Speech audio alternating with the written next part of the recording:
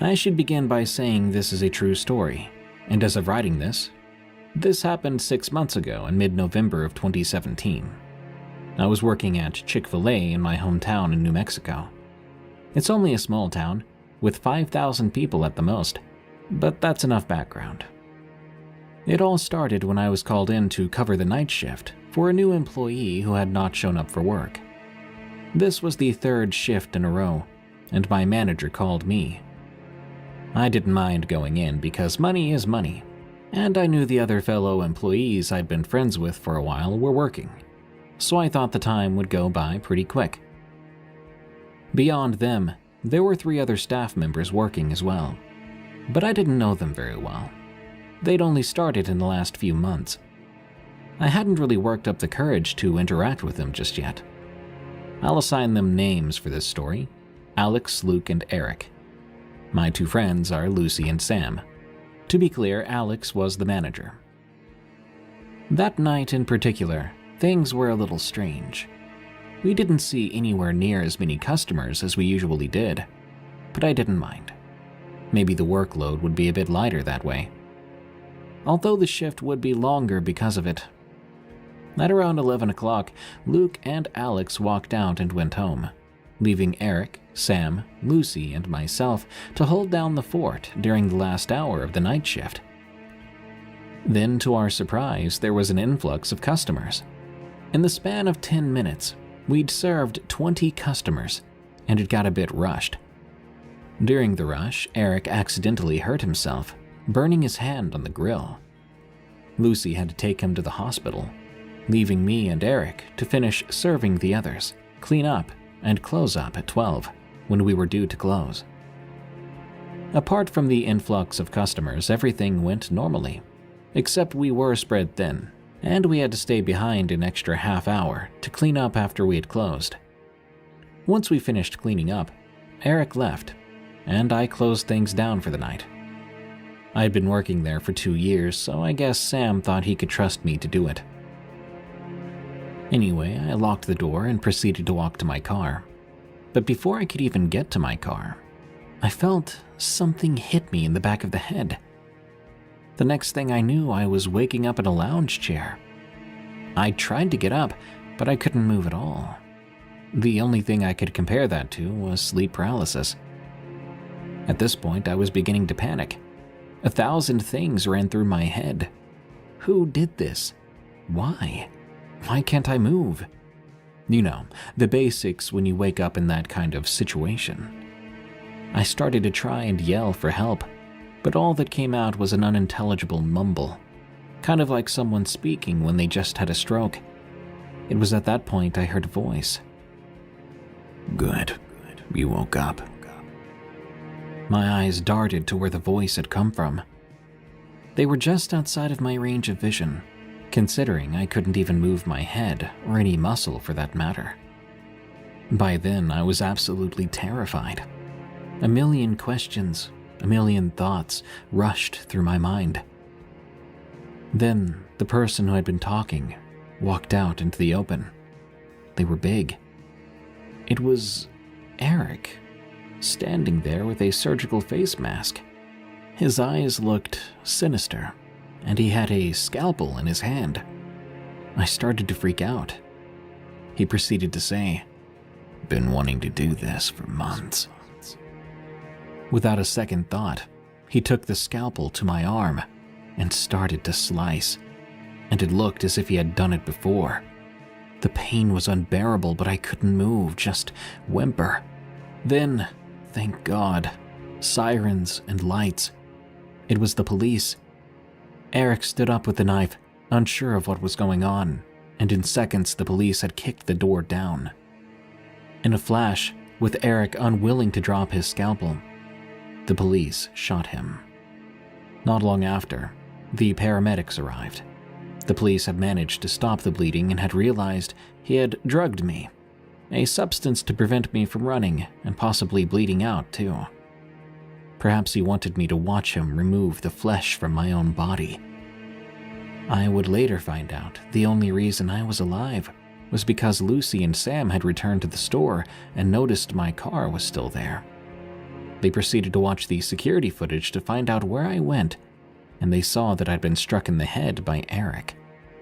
They called the cops right away. I also found out I was not his first victim.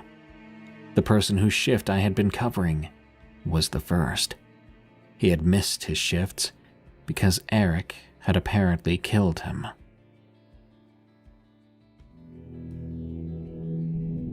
Creep in my living room. From Anonymous. About 5 years ago, I was living in a small rural town in an apartment building that really had no business being where it was. It was about 3 miles out of town, down a country road with not a lot of houses on it. That being said, it was always quiet, besides the occasional drunk neighbor. It was a normal day. I'd worked third shift, so I slept when I got off work, unless I didn't have work the following night. On August 7th, a day I'll remember forever, I got off work, came home, and decided to just take a short nap because I had to run some errands that day. I woke up and got dressed and went to get in my car when I was stopped by my neighbor, Tyler. Tyler asked me what I was doing the night before. He explained he had seen me outside my apartment, messing with one of my window screens. I assured him I was at work the night before, and it was probably just some drunk idiot. I went on about my day, did what I had to do, and got back home around 8 p.m. I went inside and put my groceries away, and I decided to watch some TV. Honestly, I can say I'd forgotten about the whole thing by then. Between 11 and midnight, I decided to go to bed. I turned my TV off and walked towards the stairs. I made it about halfway up when I heard a loud bang come from the living room where I just was. I stood still for about 30 seconds or so, and that's when I decided to keep going up the stairs. Not 5 seconds after that, I heard the sound of my living room window practically exploding. Now, I'm a big guy, 6'4" and 280 pounds. That being said, I have zero tolerance for someone coming into my home. In my mind, they would take one look at me and run away. That wasn't the case. I ran down the stairs to see what was going on, and sure enough, there was a man about halfway through my window.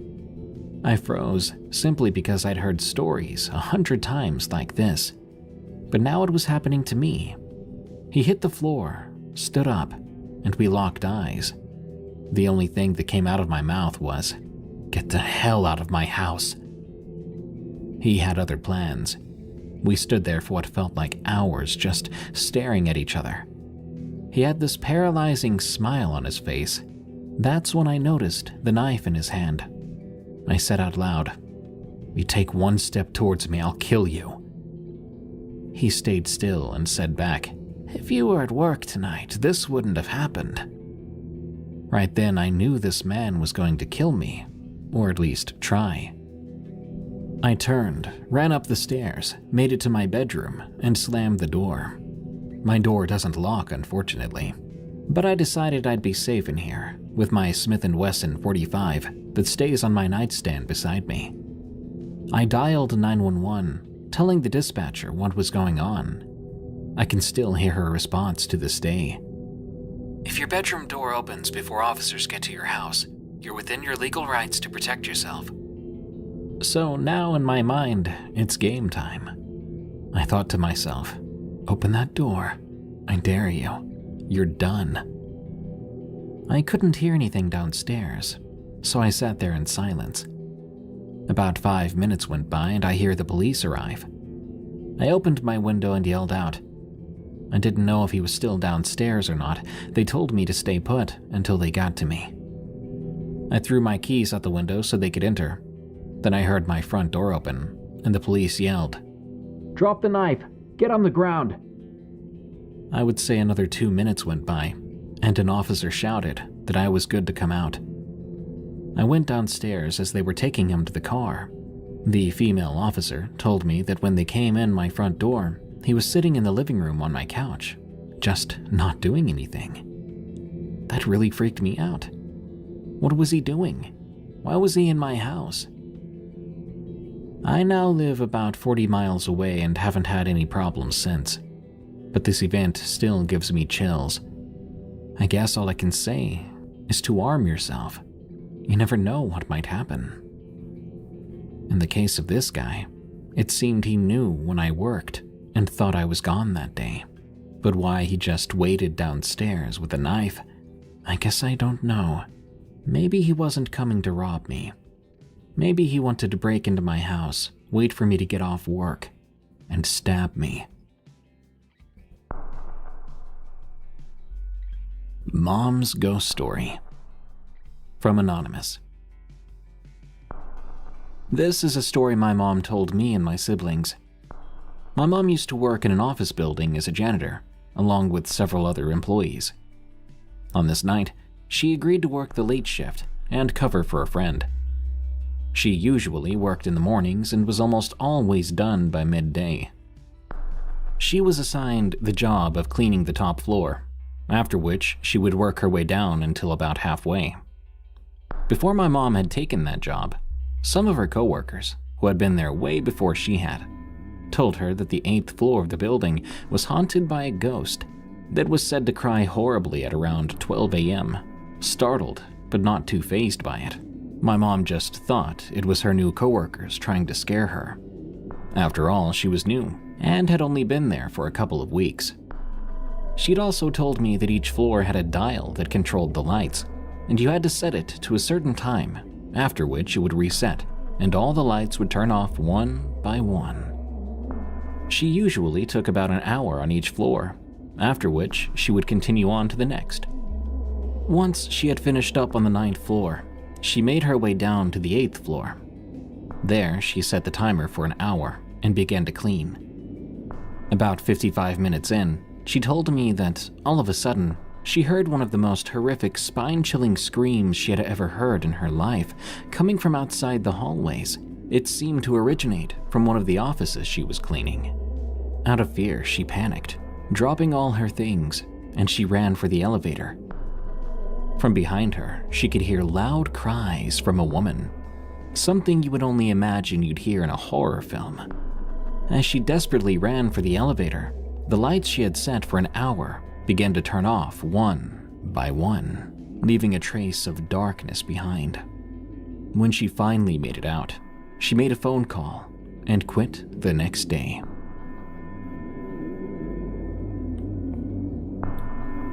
I see dead people. From Anonymous. I live in a small town in Kentucky where nothing really happens. I'm a 22-year-old volunteer 911 operator, and I also have a sort of gift for seeing and hearing spirits. This happened around 4 years ago, and it's still going on today. I was working a late shift and decided to clock out a little early. I packed up my stuff and told my supervisor I was heading home. But then, one of the other volunteers came running in, telling us that a woman's car had been found abandoned, and the lady was nowhere in sight. The police went from place to place looking for this woman. Let's call her Krista. Krista had apparently been driving home on the BG, and the police say that her car must have broken down. Now, fast forward a year later, no one had seen or heard from Krista since that night she went missing.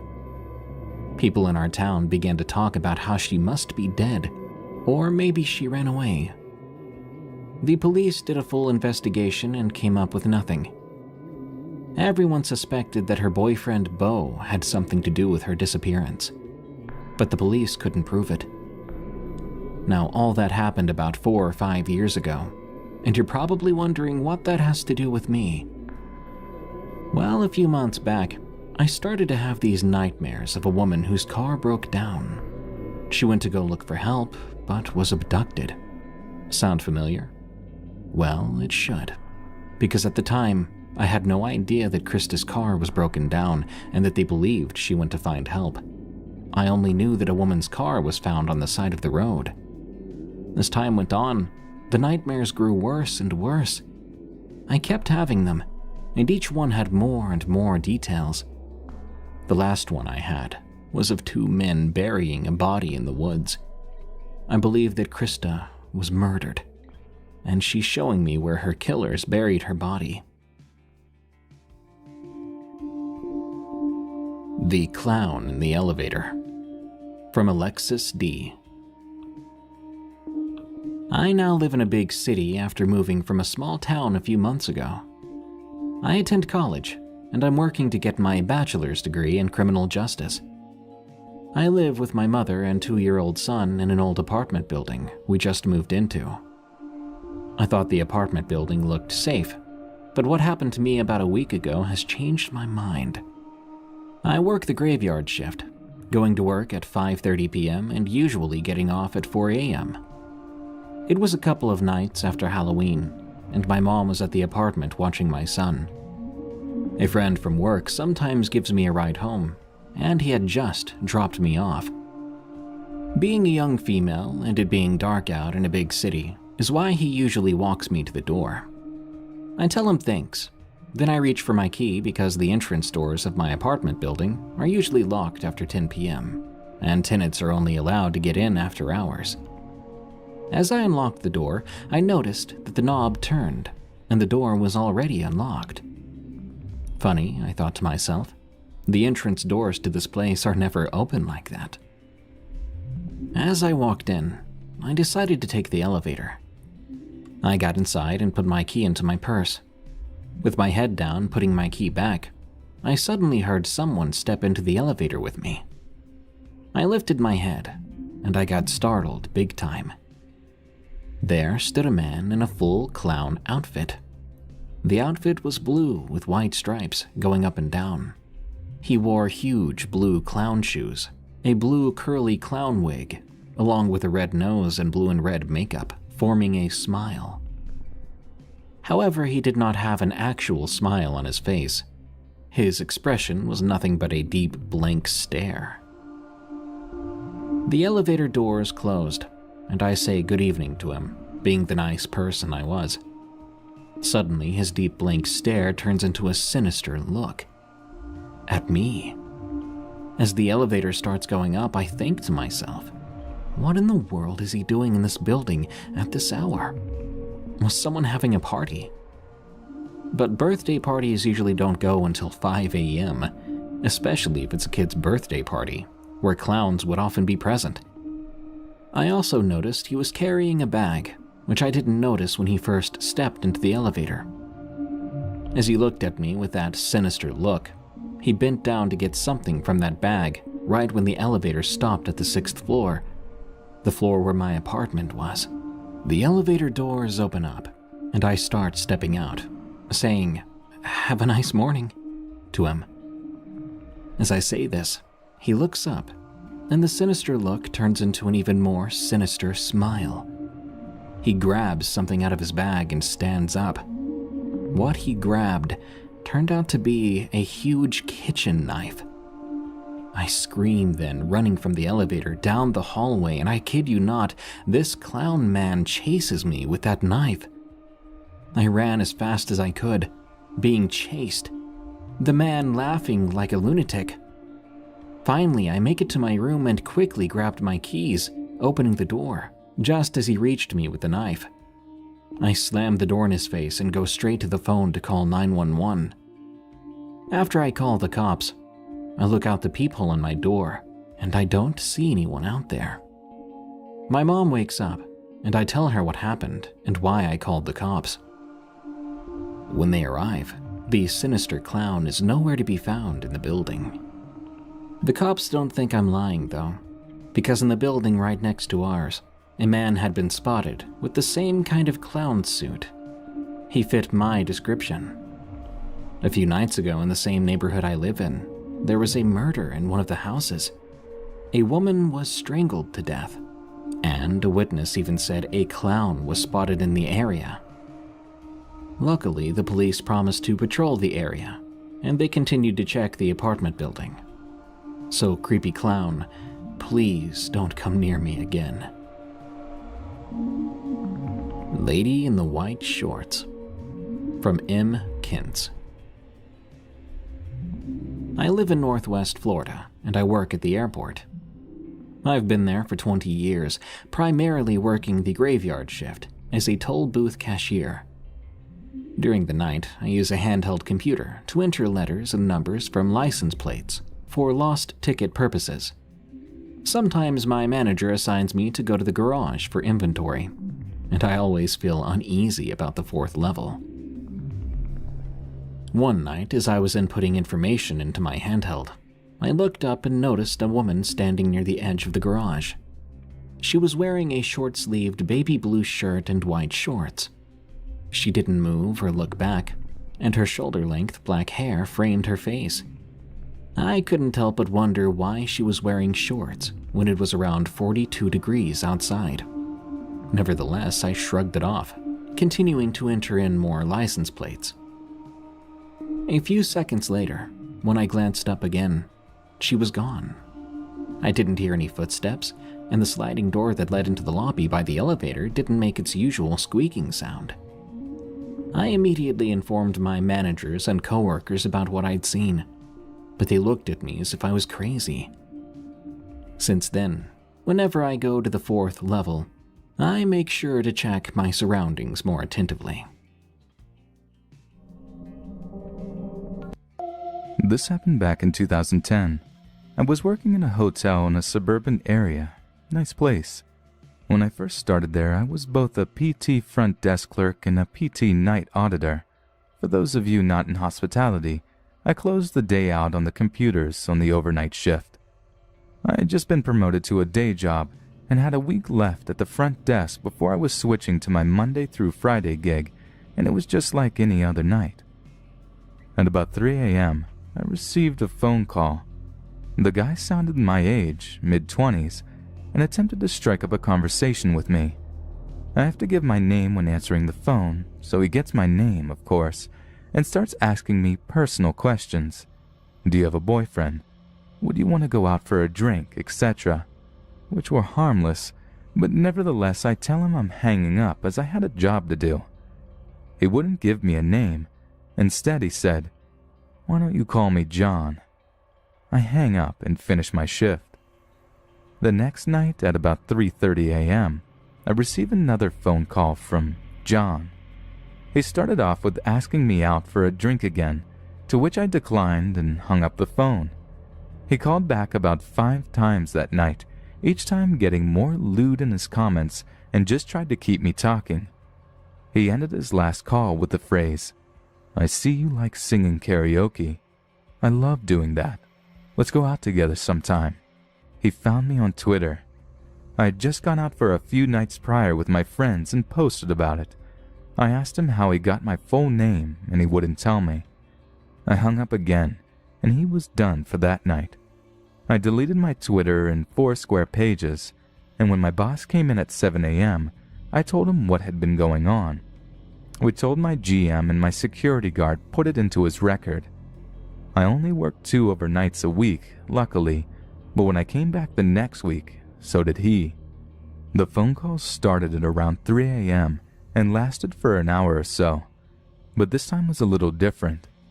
John was angry that I had deleted my accounts so he couldn't keep an eye on me and make sure I wasn't cheating on him. I told him that I'm not answering the phone anymore. My security guard will be taking all of my calls going forward. The phone was quiet for about 10 seconds, and then he screamed, "You're going to be with me whether or not you like it. I'm coming for you," and hung up the phone. I, of course, called the police. Luckily, I had my security guard there, so I wasn't completely alone. But it must have been a slow night because it took the cops mere minutes to get there. I called my night shift supervisor who left at 11 p.m., and he managed to calm me down. One cop was nice enough to stay until my shift was done. And with that, I told my boss that even though I had a week left of overnights, I couldn't and wouldn't do it. Thankfully, they understood, and I moved to daytime hours, as well as sent an email out to everyone telling them that anyone who called for me was sent directly to the GM.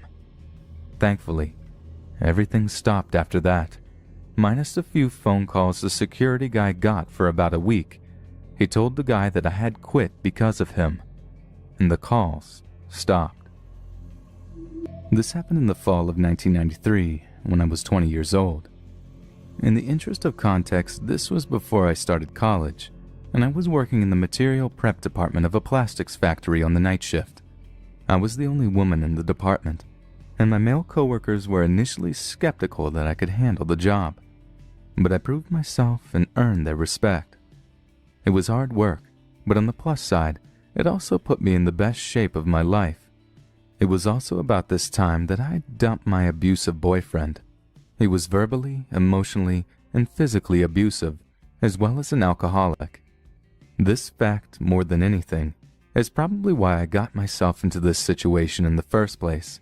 I had just gotten off of work, and it was about 1:30 a.m. My car was running on fumes, so I stopped at a local gas station to fill up.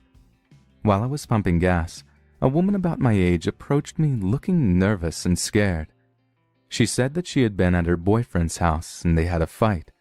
She walked up to the gas station to use the payphone and call a friend to pick her up. On her way to the station, a car pulled up as she was walking and the guys inside started catcalling and harassing her. With a slight movement of her head, she indicated a car that was parked off to the side by the gas station dumpsters. I saw a large light green car, like a Caddy or a Lincoln, with at least 2 or 3 shadowy figures inside. She said they threatened her, and she was too scared to call her friend and wait. The woman was neat, well-dressed, and didn't seem high or drunk or anything like that. She just seemed really nervous and freaked out, so I didn't even hesitate. I finished pumping my gas and told her to hop in the car, that I'd take her home. At that time on a weeknight, there was little traffic, so I booked it right out of the gas station and asked her where she lived. She kept twisting around in the seat to see if the car was behind us, and when I asked her to put her seatbelt on, she ignored me and kept looking for the car. I assumed she was just scared. A few blocks down the road, however, I noticed she was looking around the car, and she started asking me about money. "Where's your purse? Where's your bag? I need money. You need to give me some money." My stomach sank. I have this woman in my car, and now she's gonna rob me? But when I thought about it, robbery just didn't make much sense. I was driving a 1985 Chevette and was wearing my work clothes, a ratty t-shirt and jeans with combat boots. I did not look like a person with a lot of cash, primarily because I wasn't a person with a lot of cash. She twisted around the seat again and started yelling. "There they are! There they are!" She didn't sound scared anymore. I checked the rear view, and sure enough, the light green car is right behind me. She started cackling and bouncing up and down in the seat. She's laughing like crazy, opening the glove box, looking in the back for a bag or purse, telling me all the messed up shit these guys are planning to do to me. Now, if I had been smart, I would have just driven to the police station. Actually, if I had been very smart, I would have called the cops from the gas station and waited with her until they arrived. That would have been the intelligent thing to do. Unfortunately, none of this crossed my mind until later. In the moment, I just got really angry. I realized 3 key things all at once. There was an intersection up ahead, with cars on either side waiting to cross, and the light had just turned yellow. I had a spare box cutter that I kept for work in the driver's side door compartment. The crazy bitch still hadn't put on her seatbelt. I didn't think. I floored it and passed under the yellow light just as it turned red. I glanced back to see if the green car was still behind me, but the cross traffic at the intersection had just started to move, and they hadn't caught up. The bitch started yelling. I slammed on the brakes and she hit the dash and windshield with a solid and viciously satisfying crack. When she rebounded to the passenger seat, I had the box cutter in her face and was screaming some serious batshit crazy stuff. I can't remember exactly what I said, but it was along the lines of, "Get the f*** out of my car before I cut off your face and make you eat it." The crazy screaming and box cutter combo worked. She grabbed blindly at the handle and popped the door open. I started shoving and punching her until she tumbled out the door to the curb. I stomped on the gas, got to the next turn and squealed around it with the passenger's door still open. I made a few more turns because I was afraid that the green car might catch up to me.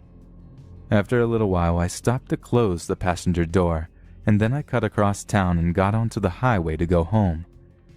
I was on the highway for about 5 minutes before the shake started. I pulled off to the shoulder to calm down, and then I drove home. I told my sister I was living with her temporarily after the breakup with my ex about everything that had just happened. She wrapped me in a tight bear hug while simultaneously yelling about how stupid I was for not going to the police. I've never been so glad to be yelled at in my life. I had just finished my first year of university and had taken up a position as a taxi dispatcher with my boyfriend's cousin's taxi company. For the first week and a half, I worked mainly day shifts until the owner decided to extend the hours to 24/7, and I was the lucky employee who would be covering 3 of the 4 of these shifts a week. The next week, I was working my first night shift alone. The driver would be out all night looking for fares, which meant a lot of the night would be just me. I wasn't uneasy working such a shift by myself since I had worked at a 24-hour coffee shop and was used to midnight shifts. It was also a Wednesday or Thursday night, so it wasn't very busy. The best part about this job was that my boss let me use the internet to play video games on my laptop in the office. From the computer desk in the office, I could see the front door, a portion of the front desk, and most of the front windows, so I could keep a close eye on what was happening outside.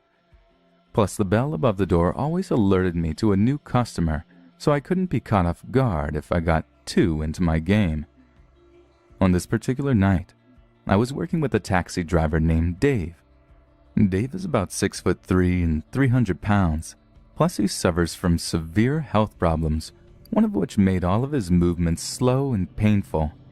He definitely wasn't Mr. Fitness or the type of person who would be able to defend himself or others very easily.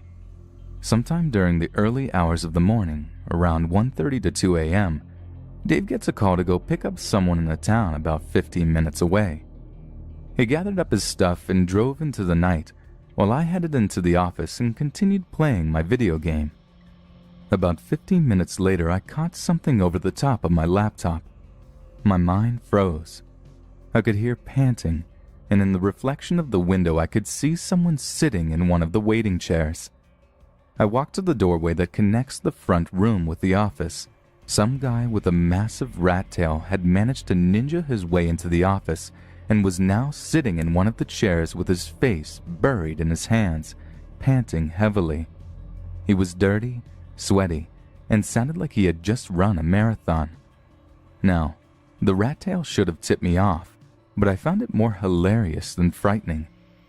A few moments passed and I finally built up the courage to ask him if he needed a cab.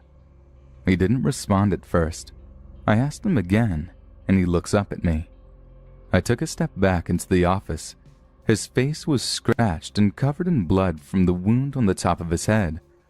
I was shocked and immediately offered assistance to him. He replies with, "I'm fine. I don't need no help. I just want to go home."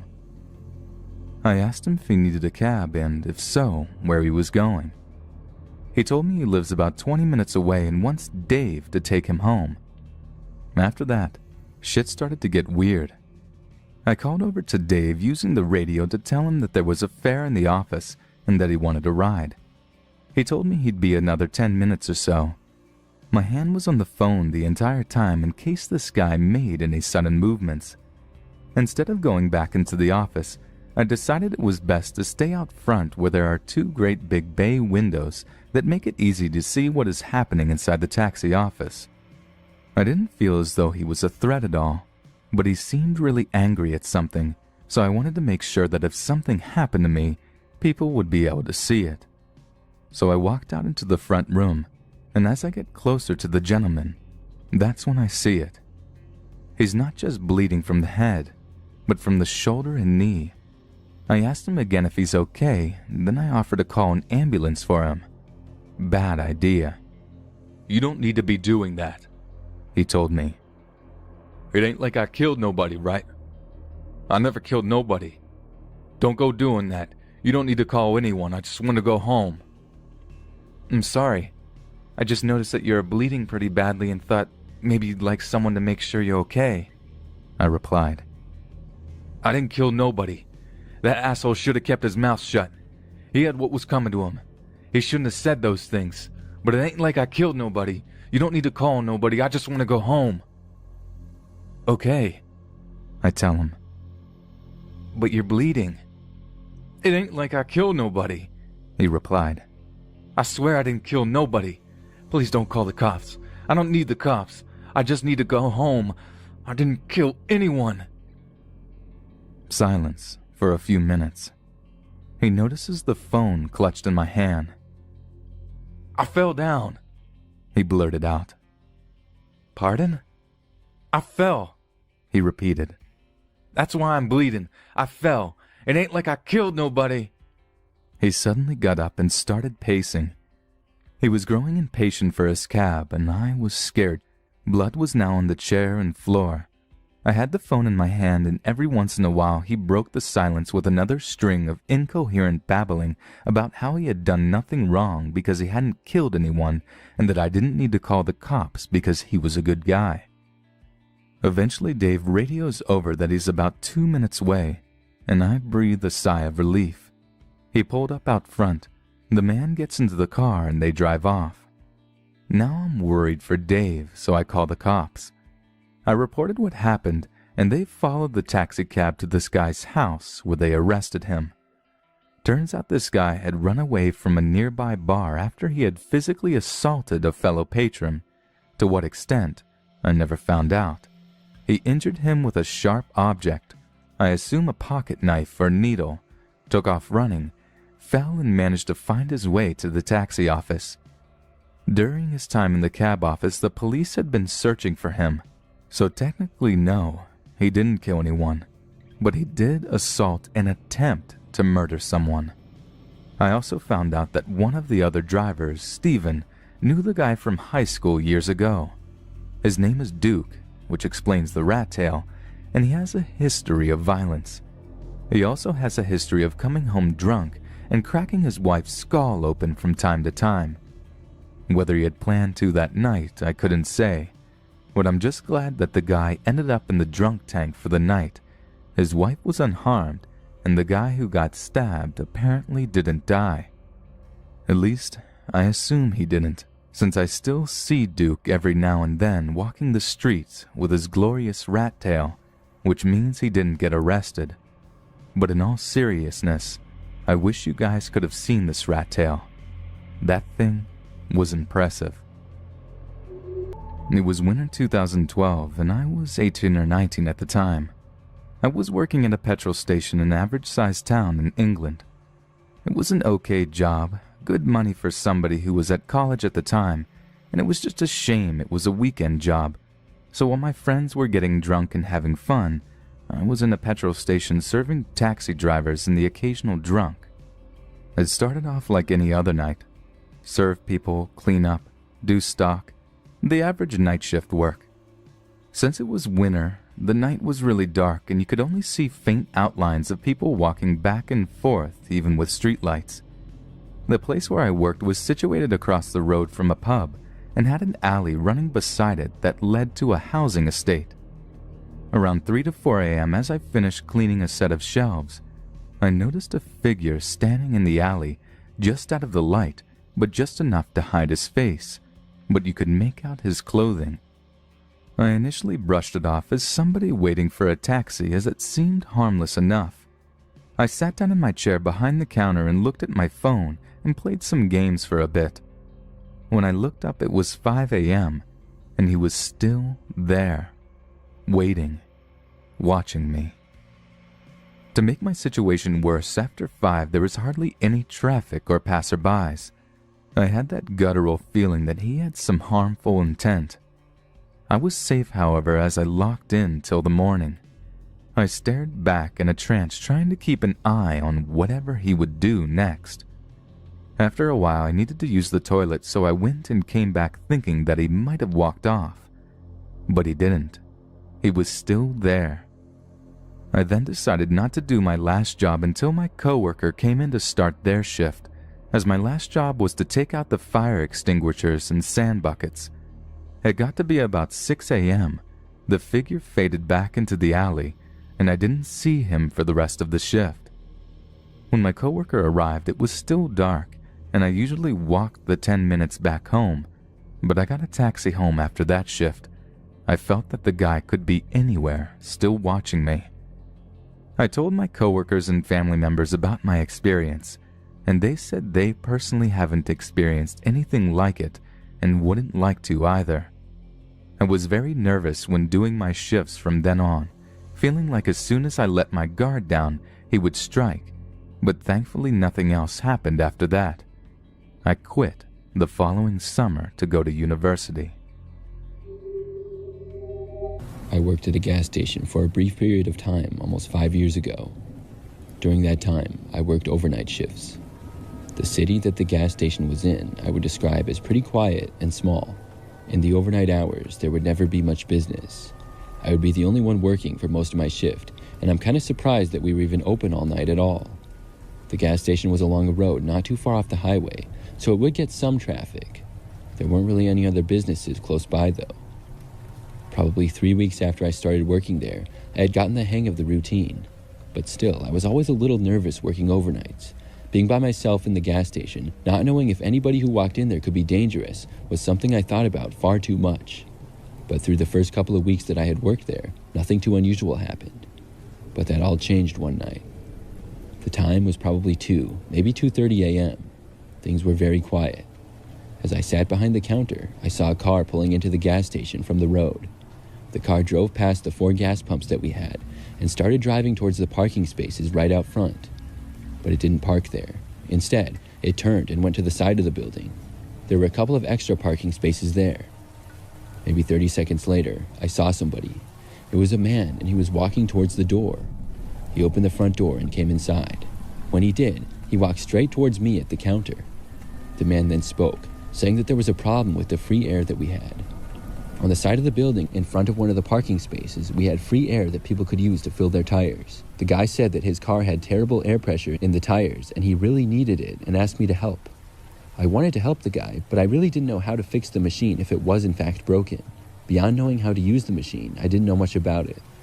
I told the man that I probably wouldn't be able to help him, but he asked that I come out and try anyways. I agreed to, and I followed the man outside the gas station. We walked out front, around to the side. When we got there, I saw the man's car. It was an SUV, and it was not parked at the space for air, but was parked like 3 spaces over instead. I also looked at his tires, and the ones that I saw appeared to have plenty of air in them. Things were starting to seem a little bit strange. Furthermore, when we got to the air pump, I picked it up to see that it was working just fine. I said to the man that it seemed to be working. He told me that when he tried it, it didn't work, and then asked me to explain to him how to use it. I started explaining it to the man. He stood right next to the building as I stood in the parking space where you would park to use the machine. As I spoke, I saw out of the corner of my eye the SUV start moving. It looked like it was backing up. I was about to ask the man if that was his car, but he told me to keep explaining. I started to, but then heard a sudden screeching of tires.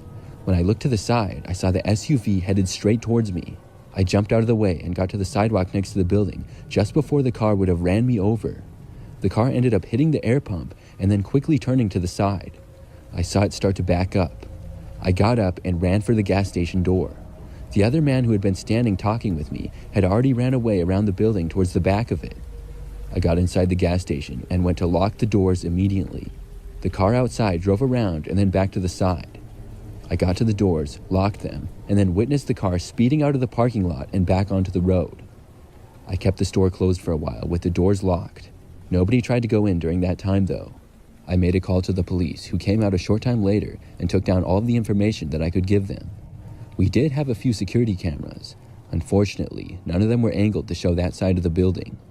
One of the cameras at the gas pump saw the car speeding away, but the quality was not nearly good enough to show the license plates. All I could give was the make and model of the car and a description of the man. In the end, that was enough to make me quit that job. I gave my 2 weeks notice the next day and got another job after that. Working overnights at a gas station wasn't for me, and I have a lot of respect for the people that do it. I'm not sure why those guys tried to run me over either. I could have been seriously injured that night.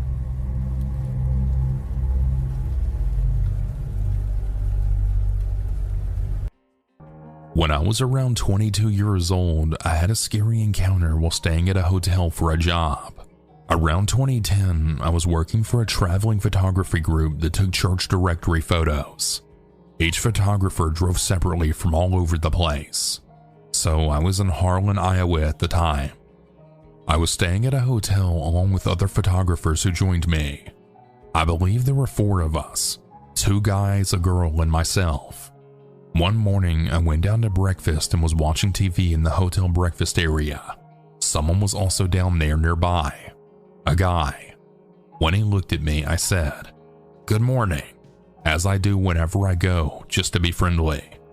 He said it back and we just had a polite exchange. Something you would do with a stranger you never thought you would see again. He mentioned he was staying there with his team for a construction job. I go to leave and I say something very casual like, "Well, have a good one, see you later." And he said something like, "Could we hang later?" I didn't think anything of it and just brushed it off like, yeah, maybe. I don't remember if it was the same day or not, but as I didn't work until 11 a.m., I decided to go take a nap since I didn't sleep well the night before. We tend to work from like 11 a.m. to 10 p.m. give or take depending on the size of the church, etc. While laying in my room, I kept receiving phone calls to my room phone. I wasn't used to getting calls like that ever, so I just picked up. I would say hello, but nobody would answer. After a few times, I eventually just took the receiver off and placed it beside the phone so it would stop ringing. When it was time to get up and leave, I left my room and I saw the guy was there in the hall. I waved casually, still not thinking anything of it. He asked where I was going and I said I had to go to work. My friend then showed up, one of the female photographers, and I went with her to her car as I was going to ride with her to the church. I told her about getting strange phone calls and she mentioned that she did as well. Later that night, there was a thunderstorm. My photographer group and I stood by the hotel lobby door watching the lightning. It was thundering and extremely dark. There were chances for tornadoes, so we were keeping tabs with each other. Eventually, I go to my room for the night and I hear a knock on my door. I didn't really want to answer it. However, I did, cracking the door to see who it was. It was the guy. He talked about how I said we could hang out, and I told him I was too tired after working all day long and I needed to sleep. I then shut the door. Now, I can't remember if this was the next morning or still night, but I recall him knocking again, but I wouldn't answer. I pretended to either be out or sleeping. I called my mom and started talking to her. I told her what was happening, and although I was scared, I almost acted like I wasn't when speaking with her. Then suddenly, I had a weird feeling. I whispered to my mom, "Mom, hold on a second. I need to check something." I then tiptoe as quietly over to my room door as possible. I look out the peephole and I see him. I then see him turn his head to my door as if he was listening for something. My heart started to race. I then saw him move to the side. You know how the wall sometimes goes in for the doors, so there's like an indentation in the hallway for each room? Well, he goes to the wall away from the room that juts out. I think he thought he was hiding because he tried to lean his head around the corner of the jut out portion as if he was listening for something. I walked to the furthest side of my room quietly and whispered to my mom about how I'm scared. I called the front desk to complain like my mom suggested. I can't remember if I also texted my friend or called her, but she also complained to the front desk about the various phone calls she received. Eventually, we were given new rooms, and the construction group manager was told by the hotel about one of his guys, and that creepy guy was told to stay away from us. I even told some of the church people about that situation, and they all said if we needed to stay with them, we could. All very nice, but still strangers to me, and I didn't trust anyone at that point.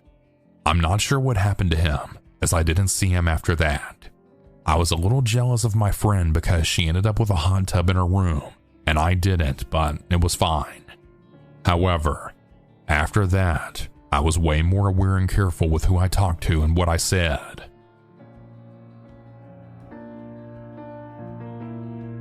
I'm a 31-year-old female states away from home on a business trip.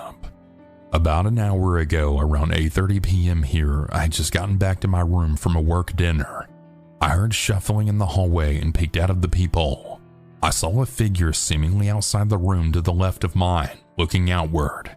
They were knocking the lighting and said twice quickly, "Hello, hello?"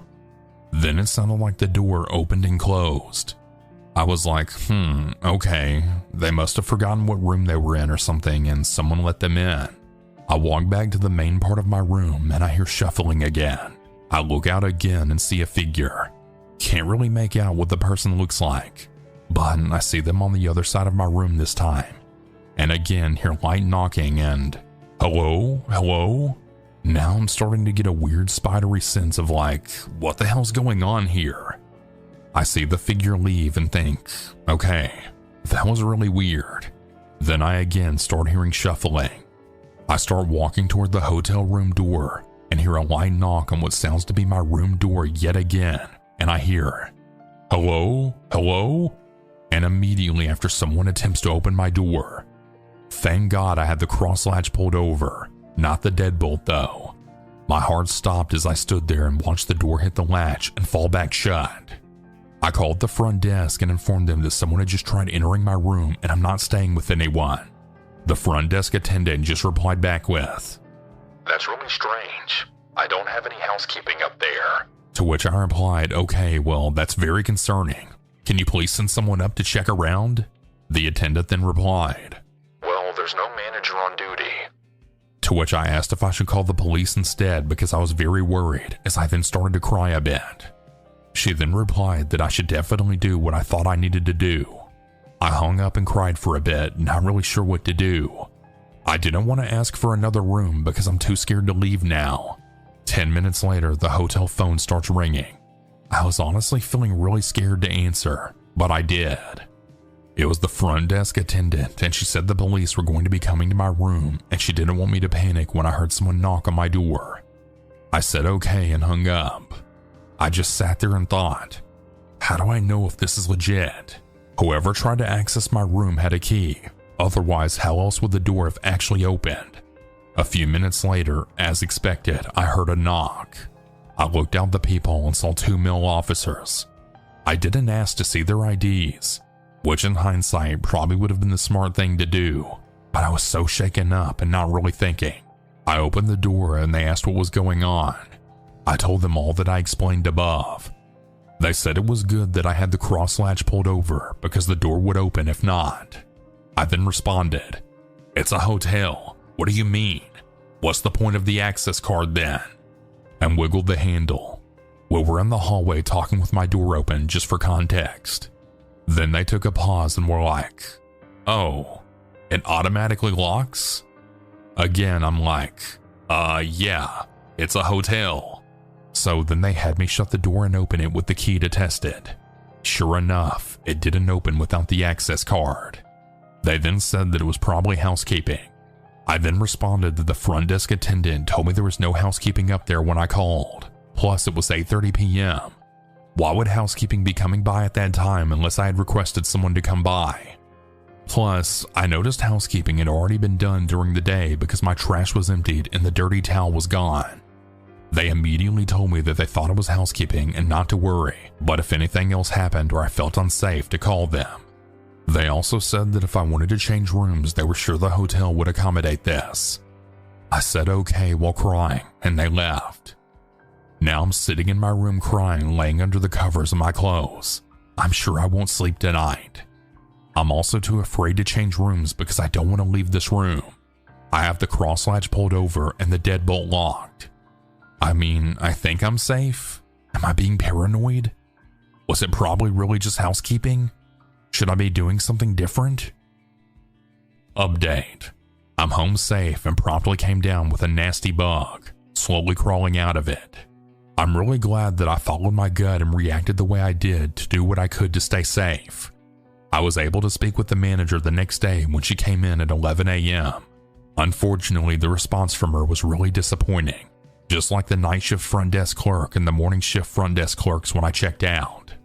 Needless to say, I will never stay in this hotel again, and I will be avoiding this large chain as a whole.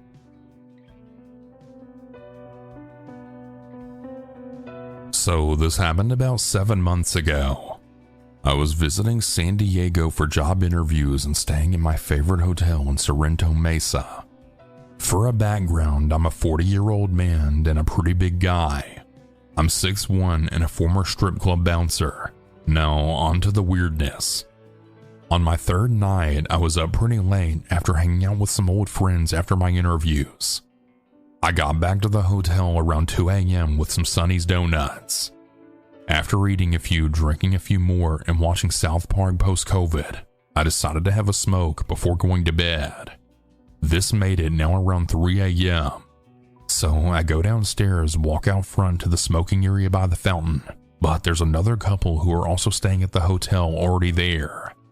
I didn't want to impose, so I decided to just walk around the outside parts of the hotel while I smoked. I walked around the pool, the barbecue area, the basketball courts, and then started back for the side door. As I did, a black sedan drove up alongside me and stopped. The window rolled down and a tiny Asian woman asked if I knew how to get out of the parking lot and back to the street. Now from there, when she asked me, this was literally in a straight line about 150 feet in front of her, so I thought she was either drunk or just blind. So I just politely said yes, just keep going straight, and then turn left at the tree. She then asked me if I could get in the car and show her. Now again, I'm a former strip club bouncer, and this woman looked very much like the Walmart Ali Wong. There was absolutely no intimidation factor whatsoever, but for some reason, I instantly felt uneasy. Again, it was literally right in front of her. She could see the road. Also, the windows were all tinted far more than they should have been, and I honestly couldn't tell if anyone else was in the car. I used the smoking as an excuse to not get in the car, but she said she didn't mind and gave me a very creepy smile. I politely declined, and again pointed out that the road was literally right there, so I'd just be walking back in 5 seconds anyway. She again asked me if I would get in and show her. This was feeling like a weird kid/ice cream truck situation. I mean, guys, really, how often do decently good-looking women just drive up and ask you to get in their car at 3 a.m. in a hotel parking lot? I mean, how often does anyone ask a big bearded guy to just hop on in the car under these circumstances? Nothing about this was right. Again, I politely declined as I finished my smoke, and was luckily already standing right at the hotel side door when all of this started, so I just went in. The woman just drove off as she rolled up the window, right exactly to the exit she asked me to show her to. So I told the front desk about it, and they said they'd keep an eye out, but I'm quite sure nothing was ever done or came of it. Just one of those things that really makes me wonder, what the hell did she want me in the car for so badly? A pretty man I'm not, so it had to just be some kind of scam. I just wonder exactly how much danger I was really in.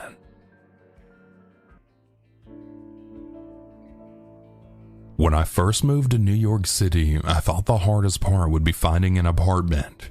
Turns out that was the easy part. The hard part was learning how to survive here, how to blend in, move fast, speak up, and not let people take advantage of you. And especially as a young woman.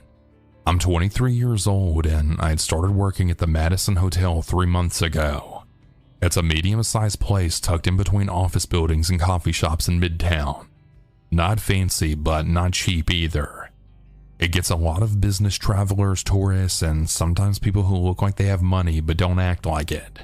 My job is at the front desk. I work the morning shift, which means I'm usually up by 5:30 a.m. and on my feet before the sun rises. I wear a navy blazer with a name tag, pull my curly hair into a bun, and try to smile even when I don't feel like it. The job's alright. It's steady and I like meeting people from all over. Most of the guests are nice, some are rude, a few are weird. I learned to handle all of them the same way, politely, professionally, and with just enough distance to protect myself. But I really wasn't ready for William. He walked in on a Tuesday morning. I remember the exact day because it was raining, and he shook water off his umbrella right into the carpet. He wore a long gray coat, black gloves, and carried a brown leather briefcase that looked expensive. He was tall, maybe 6 feet, with silver-streaked hair and sharp features, mid-50s I guessed. Checking in, he said, setting the briefcase on the counter. My name's William.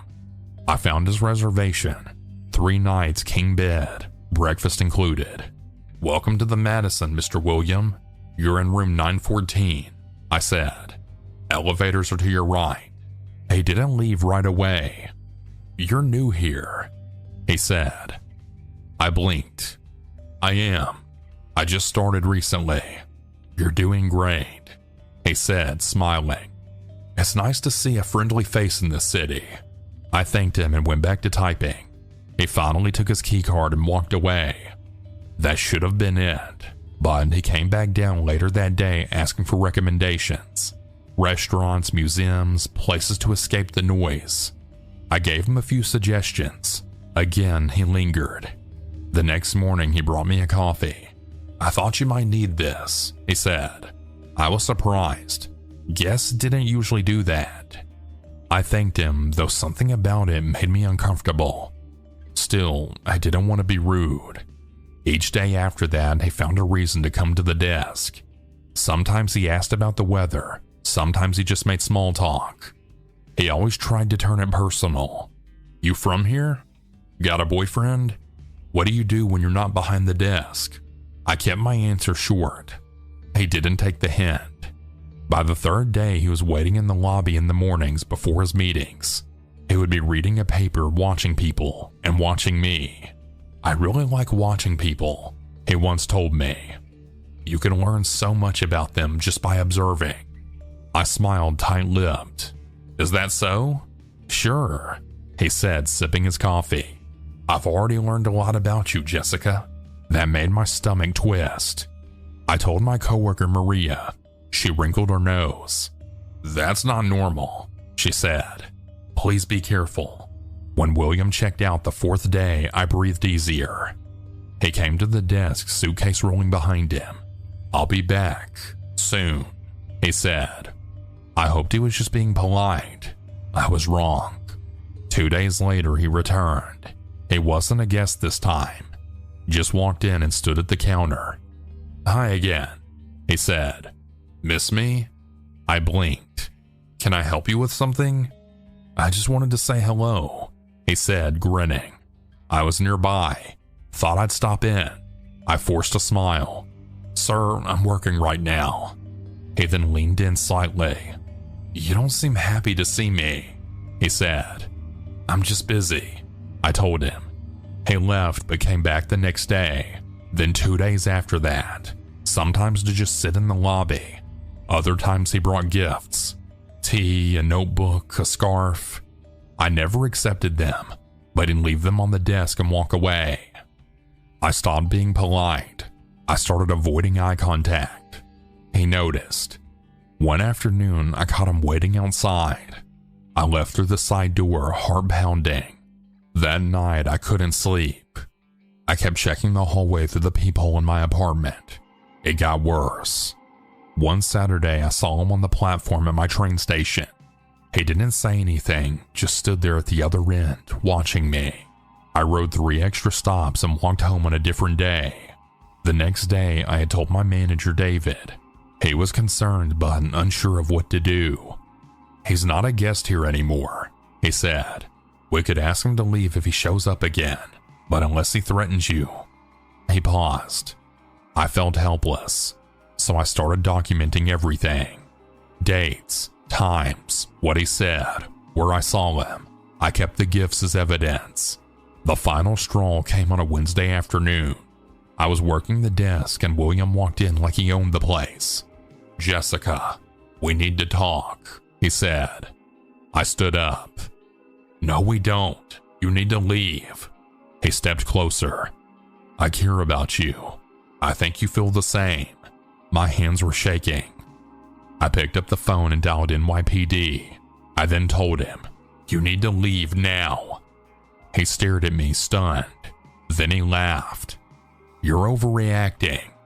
No, I said loud and clear. I'm not. 2 officers arrived within 10 minutes. William, of course, tried to play it cool, acting like it was all a misunderstanding, but I showed them the log, the notes, the gifts. One officer asked if I wanted to file a report. Yes, I said. They escorted him out. It wasn't dramatic, but it was final. William hasn't come back since. Some nights I still feel nervous walking home. I still glance over my shoulder, but each day I feel a little stronger. Working at the front desk, I've learned how to smile when I don't want to, how to be polite when someone doesn't deserve it, and how to say no when someone crosses the line. Most of all, I've learned that keeping quiet doesn't keep you safe. Next time I'll speak up sooner. It's been about a year since I called the police on William. Sometimes it feels like a lifetime ago. Other times it feels just like last week. I still remember his face, the way he looked at me like I was something he owned. That look still shows up in my dreams. But life is better now, a lot better. After everything that happened, I decided I needed a change. I quit my job at the hotel 3 months after the incident. I couldn't sit behind that front desk anymore. Every time the doors opened, I felt a jolt of fear. I'd scan the lobby for him. For weeks, I kept expecting him to come back. He never did, but the fear stayed with me. Quiet, heavy, sitting in my chest like a stone. I moved apartments too. Nothing fancy, just a small studio in Queens. I like it there. It's quieter and my neighbors are friendly. There's a little grocery store around the corner and a park where I walk in the evenings.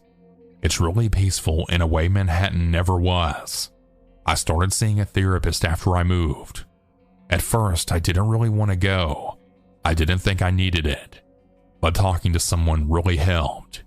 I realized I was still carrying so much fear, anger, and shame. She told me that none of it was my fault, and I think finally I believe her. I now work at a bookstore. It's a small place locally owned with warm lights and shelves that go up to the ceiling. The owner, Dana, is kind and funny, and she treats me like a person, not just an employee. I get to help people find stories they'll love. I get to talk about books, drink tea behind the counter, and feel safe. And I never have to wear a name tag again.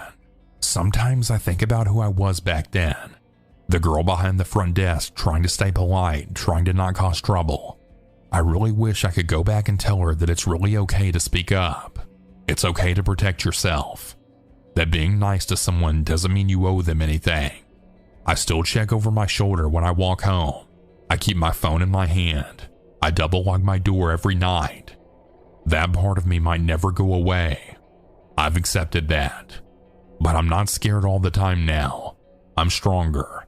I'm more careful, yes. But I'm also more sure of myself. I know what I will and won't allow. I know how to set boundaries. And I know that if anyone ever tries to cross them again, I'll be ready. William took something from me. A sense of ease, maybe. A bit of trust in the world. But he didn't take me. I'm still here. I'm still living. And finally, I feel like I'm in control of my own life again. I don't work nights anymore, but for years I worked the night shift in a residential care facility. On weekends, I was the only person in charge of a dementia facility. It was sometimes spooky, consisting of 15 residents and only me to keep an eye on them all throughout the night. Around 3 a.m. in the morning, after doing an intentional round where I checked on all the residents and they were safe and well, I heard the doorbell ring. I got a sudden wave of goosebumps because this was a secure facility and it was the middle of the night. I went and looked out of the window, but there was nobody there. I blew it off as being a hallucination because I was exhausted most of the nights. About 10 minutes later, the doorbell rang again, so I went back to the window and checked again. Nobody was there, but I looked across the street and a strange car was parked there. I took a photo of it just in case, and then I went back to my station where I had been playing a game of cards with a delightful but very demented lady. I sat down and she looked at me and said, "What did the gentleman want, dearie?" Chills went down my spine, but I brushed it off because hallucinations are common with dementia, and this lady is particularly prone to not being oriented to time and place. However, the doorbell rang again less than 5 minutes later, and this time I was getting scared. Another one of my residents was awake and walking in the hallway, painting with a clean paintbrush to keep him occupied. I passed him on the way to the front window, and he turned to me and said, "Don't answer the door alone, he might hurt you," before continuing to pretend to paint. I looked out of the window to see the same car as before, and as I was looking around, I saw a shadow moving in front of the door. A person walked around the corner and then looked straight into the window next to me. We made direct eye contact, and it was essentially a jump scare for me, so I was startled and screamed. My residents started freaking out, and the guy on the other side of the door ran away. I called the police, and they showed up shortly after. It was straight chaos at that point, because I had 15 residents who all had been woken by the commotion, and 2 police officers in the building now also. Eventually, with the help of the 2 kind officers, I was able to get everybody settled down, but it took a while. I eventually learned from the cops that there was a woman down the road whose house was broken into. She was attacked in bed by someone who ransacked her house looking for drugs. I can't help but wonder if it was the same person from earlier that night intentionally trying to get into my facility for the drugs that are kept there. I'm grateful that our whole facility was so secure, and apparently the culprit just took the next best option. A strange part of the story that I'll never understand is how 2 of my patients knew that there was a man out there who wanted to enter and potentially hurt me. They were never close enough to the door to look out of the window and see anyone. It feels like one of those eerie guardian angel moments, or just a strange coincidence. I left that job not long after because they refused to hire a second person to work the nights, despite being understaffed according to best practice guidelines.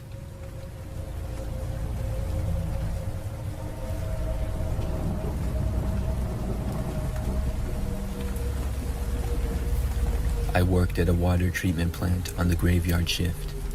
The place was isolated, situated next to a highway that connected 2 cities about an hour apart. Nothing but some empty fields and trees were in between. It would just be me there during the night shift.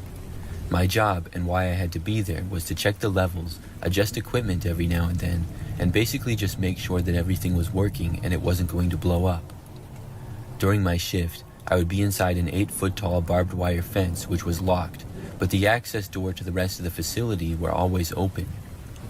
One night at about 2:30 or 3 a.m., I was sitting in my control room area killing time on my Nintendo DS. The sound of the game was the only thing breaking the silence, and I was halfway zoning out when I heard a voice from behind me. The voice shouted out to get on the ground. I turned around and saw a guy standing there behind me holding a gun. He must have climbed the barbed wire fence to get to me, because I could see he was bleeding from several locations on his body. I must have been taking a while to comprehend what was happening, because the man yelled to get on the ground again. I didn't hesitate this time, and I dropped to my knees. He kept the gun pointed at me as he stepped closer. I remember that he kept apologizing to me, saying that he was sorry, but he had to do this. I thought that maybe he had been hired to kill me by someone, and what could I have possibly done to deserve this? He began asking for my truck keys, my wallet, and my phone. I didn't argue, and I handed everything over. Next, he tied me up. He used some duct tape that was near my desk, wrapping it around my wrists and my ankles. I still had no idea if I was going to die soon, or maybe I was being kidnapped and that's why he was tying me up. After a few minutes, the guy backed away.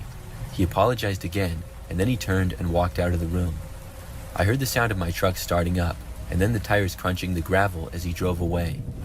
For a moment, I just sat there, totally in shock, trying to calm myself down.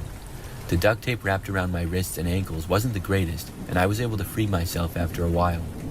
I used the emergency phone at the water treatment facility and called the police, and they said they would send someone right away. When the cops came, they asked me a bunch of questions, wrote down everything I could remember, and arranged for a way home for me. The next day, I found out the guy was arrested in the town over. He'd apparently escaped from an inmate custody transport a few days before, and had been on the run ever since. The police said he was desperate, probably running out of options, and that he had likely walked a long way to get to the water plant. That made sense, considering how far in the middle of nowhere the plant was. I even got all my stuff back besides the cash in my wallet, because he had been caught trying to pawn off my stuff in the next town over.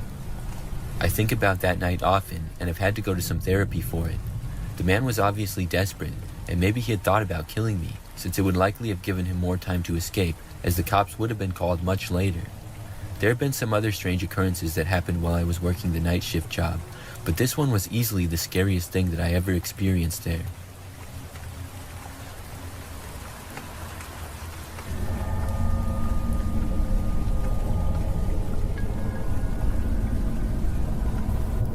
Many years ago, I used to work a night shift at a hotel in South Carolina. During the summer season, it wasn't so bad, mostly families. We had on-site security during the summer also. However, the winter months were different. The cheap weekly rates we'd offer attracted a lot of creepy people.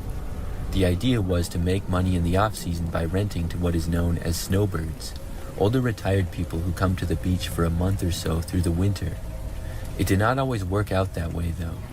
The cheap rates made it possible for less than desirable people to become long-term residents. I've discovered more than my fair share of meth labs, broken up physical assaults, and more during the winter months. Working the night shift, I would meet some interesting people. I have a lot of stories from the night shift, but this one is the one that stands out because it did not end well for me. I began working at midnight and hung out with my friend Andrew. Andrew worked late-night maintenance shifts at this hotel and 2 other hotels that our company owned. He would regularly stop by after work and go grab us some food, and we'd hang out and talk since business was so slow. We had just ordered food, and he was getting ready to leave and go pick it up. I was just walking into the office to grab some money from my wallet to give it to Andrew when I heard the doorbell indicating a customer had entered. I had just come back and reached the doorway back to the lobby area when I saw Andrew just fall down in front of me. Next thing I knew, a guy walked around the corner and punched me in the head with a short steel pipe in his hand. It staggered me and I went on one knee. He hit me in the head with the pipe, and the only thing I remember was his partner saying that Andrew got away and found a cop, so they had to go now. I was finally able to get to my feet from the blow I received. I tried to call the police from the phone in the back office, but it was having issues. I slammed it in frustration. I was hurt, scared, and really freaking out. I realized they could come back, so I ran to lock the door. I don't know where Andrew had gone, and that worried me. I finally got the phone to work, and I told the 911 operator that I had been attacked and I needed an officer and an ambulance. I didn't unlock the front door until the cops and ambulance pulled up. It was at this time, after I found out they punched and knocked him down, that Andrew had been able to amazingly jump over the desk and escape. He luckily ran outside as a cop was driving by, which he ran to flag down for help. I ended up in the hospital ER where I had to have 10 staples in my head, and they gave me morphine for pain. I thought I had only been hit in the head once after being punched, but I was later shown the video from the hotel cameras, and the video showed a different story. After I went to one knee, the guy hit me not just one time, but 10 total times. I kept trying to grab the pipe and get up for some reason. I do not remember any of this happening. He kept punching me and hitting me with the pipe until his accomplice told me that Andrew got away and flagged down a cop. We never found out why they chose to attack me.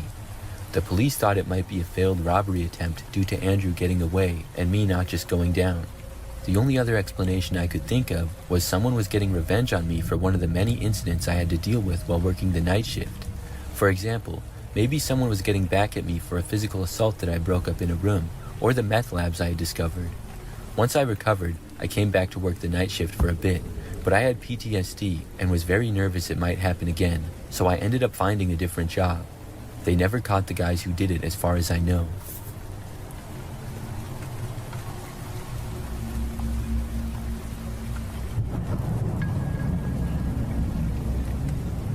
I used to work night shifts at this large manufacturing facility. The night shift consisted of a very small crew, including 5 security workers and 5 of us doing administration and packing. As administration staff, I sat with security as they'd switch between patrolling and monitoring the cameras. It was usually silent and boring.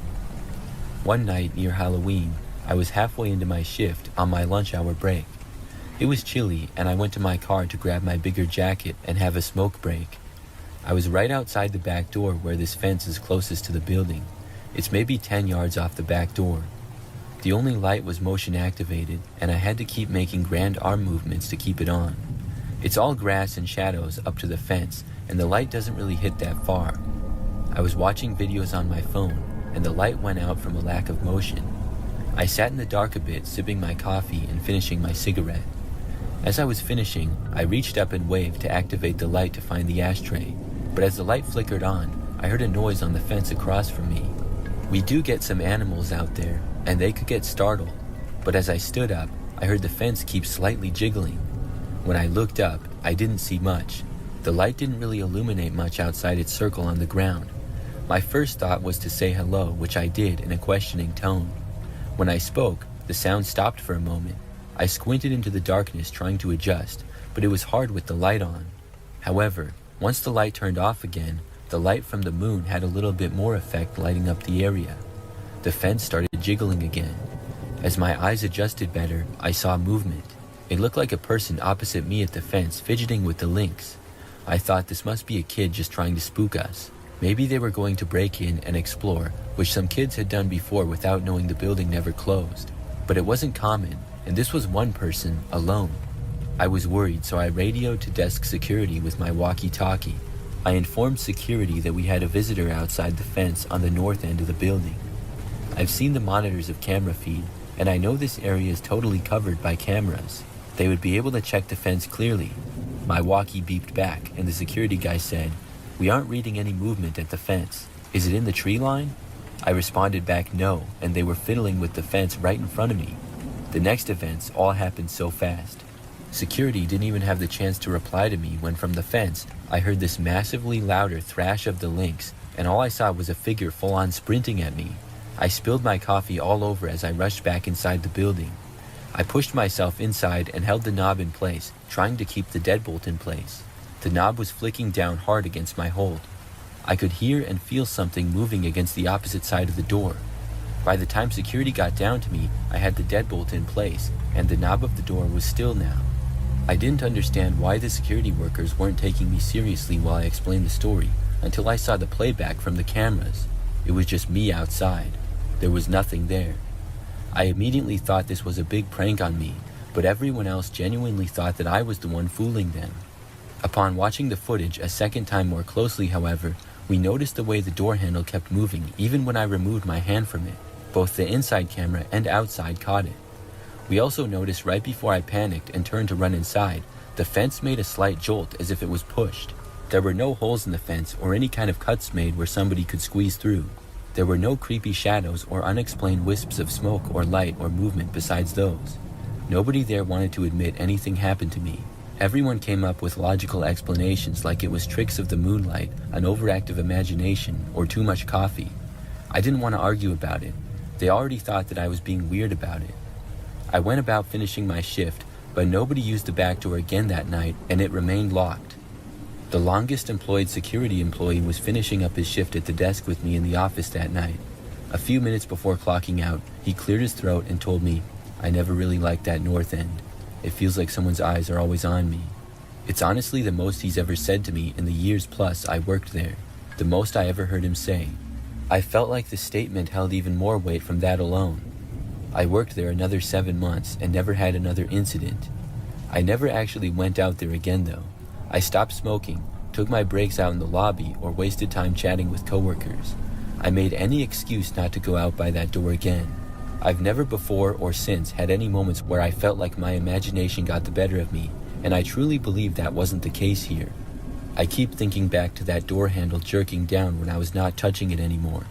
That had to be proof I wasn't imagining the whole thing.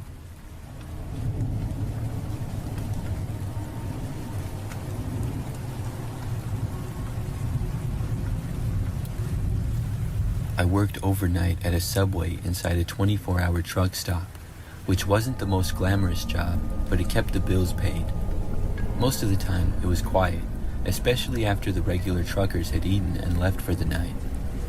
I was behind the counter one night, cleaning up some stuff, when this guy came in. He was just standing there staring at the menu, and then he asked me if I had a sandwich for him. At first, I thought he might have called in an order or something, so I asked him his name to look it up. That's when he stepped forward a bit, and I saw that he was covered in blood, soaked through his shirt, splattered his jeans, and dripping onto the floor.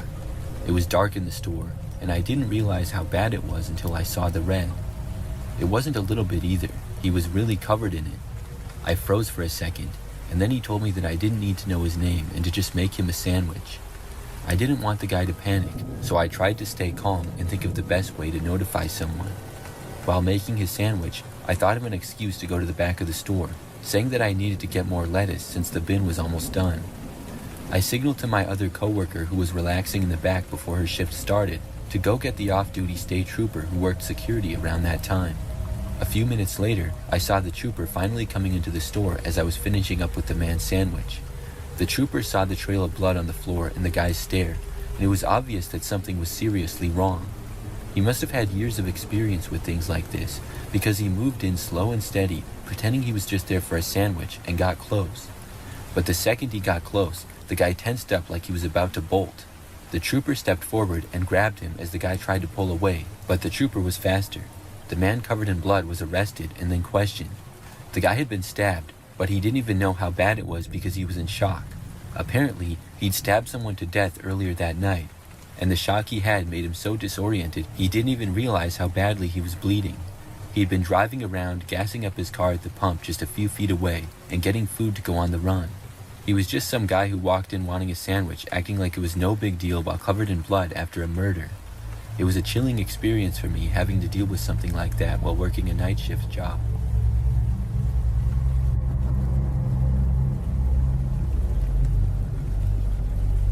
Back in the 90s when I was in high school, I was very good with my hands and worked jobs like construction, demolition, flooring, and auto mechanics.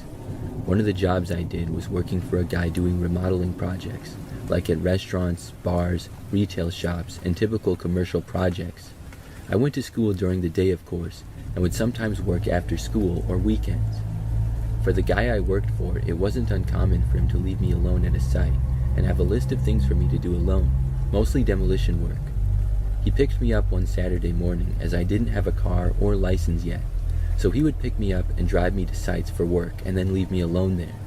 I rarely worked with his other crews as they were the more skilled laborers, so I would tear up the place before the main crew would come in and do all the remodeling.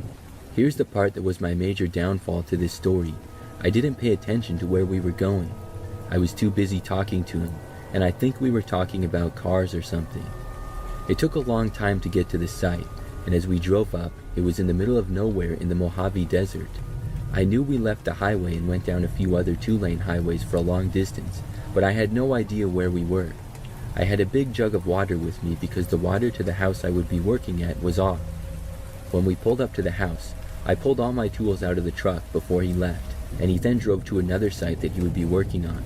He told me that he would be back to pick me up at about 5 or 6 p.m., since it should only take me until then to do what I needed to do. That was always his way of saying, I'm only paying you till this time, so you better get everything done by then. It was never unfair, and we always had a good understanding on time and tasks. He drove away, and I was at this property all alone. I walked into the house, and it was mostly empty. My job was to remove all the remaining furniture, contents, and appliances, remove all the flooring, gut the kitchen and bathroom, and remove all the wood paneling. I was used to being on sites alone and working all night, and this was in the daytime on a Saturday, but the house kind of gave me the spooks. The house was old, dark, musty, and kind of cool inside, the kind of cool that gives you the goosebumps. I started removing all the junk from the house as I normally did on a project. I tore up all the flooring next, and to my delight, everything seemed to come up with ease, and it was rip, cut, and toss. I took a big demo hammer to the kitchen and tore it apart in less than an hour. I ended up using the big jug of water that my boss had given me to wash my hands and face periodically, so by late afternoon, I was down to my last drink and had already ate everything I brought. No worries though, because I would be getting picked up in a couple of hours. I finished all my tasks and even swept the entire place so the next crew could get right to work later that week. At that time of year when I was out there, it wasn't a typical hot desert day, but you know in the desert, as soon as the sun goes down, it starts to cool rapidly. I had a flannel shirt, but that wasn't enough, and it was starting to get dark. My ride was running late, so all I could do was wait. This was the time before cell phones were common, and there was no electricity, water, or phone service in the house. I climbed up to get to the top of the roof of the house to get a better look to see if I could see something in the distance. Miles down a smaller road, I saw a few homes, but those homes were all dark. My first thought was to hike down to a neighbor's house and ask them to use a phone. I didn't want to leave though in fear of missing my ride, especially since it didn't look like anyone was home since no lights were on in any houses. I started to think about my options as darkness approached fast. My options were either to stay at the house until morning, hike what little water I had a few miles in the desert at night, or wait until early morning and hike out there to some sort of civilization. I decided my best option was to just stay and hope that my ride would show up.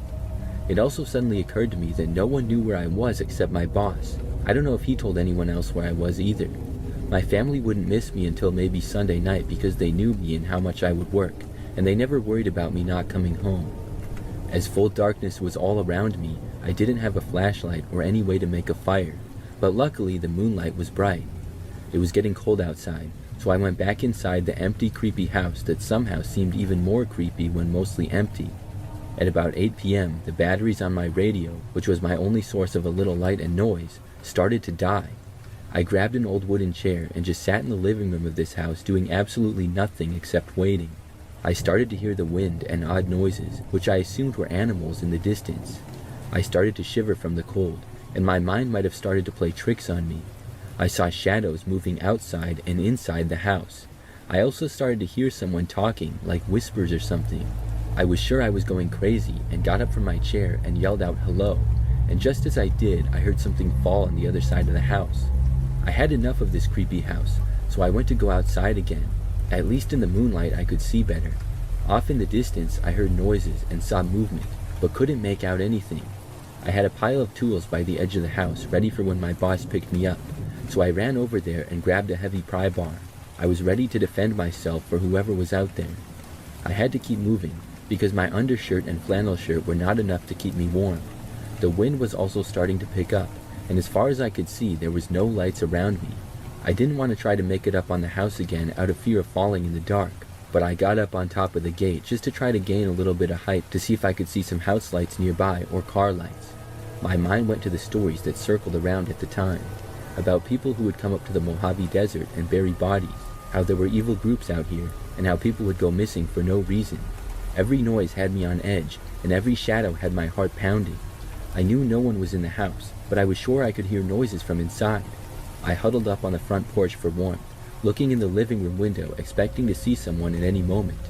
By around 11 p.m., I looked at my watch, thinking this was going to be a long night, as all this stuff only happened since it got dark. I didn't know how I was going to make it for another 6 hours until daybreak. Closer to midnight, I was wide awake. My eyes were only fixed on the dirt road, thinking that any time now a car would come down and maybe they could help me. I remember casually turning around to look back to the house, because all this time I kept hearing noises, but I told myself it was a rat or some animal. I saw a shadow of a person moving from the kitchen to down the hall. I jumped up from sitting and started backing my way out of the porch away from the house. As I was backing up, I tripped over the debris pile and fell down on the ground. I tried to get up, but fell again. It was like something pushed me down, or my imagination, but all of a sudden these bright lights were coming closer to me as I was laying on the ground. I saw my boss standing above me with a flashlight, wondering what I was doing on the ground. I was just so glad to see him. I wasn't mad. I just asked him what happened. He said that he was sorry, but he thought the other crew was coming to get me, and they thought he was coming, so no one actually came. He said it wasn't until later in the evening he asked the other crew leader about how far along the house I had got, and that's when they realized I was still out there. My boss felt really bad and told me he was going to pay me for the entire time I was out there. As he was driving me home, I asked about the house and told him how creepy it was. He said he didn't have any information on the house and only just knew what we were supposed to do. I don't know if I was going delusional or something, but that time I spent out there by myself, lost in the middle of the desert at night, was the scariest night of my life. What was so weird is I never saw any headlights of a car approaching. My only memory of being rescued was seeing my boss standing over me with his flashlight. I'm not exactly sure what happened that night, but it was so creepy. After that, I made sure to always keep extra batteries, a flashlight, and double the amount of liquid with me.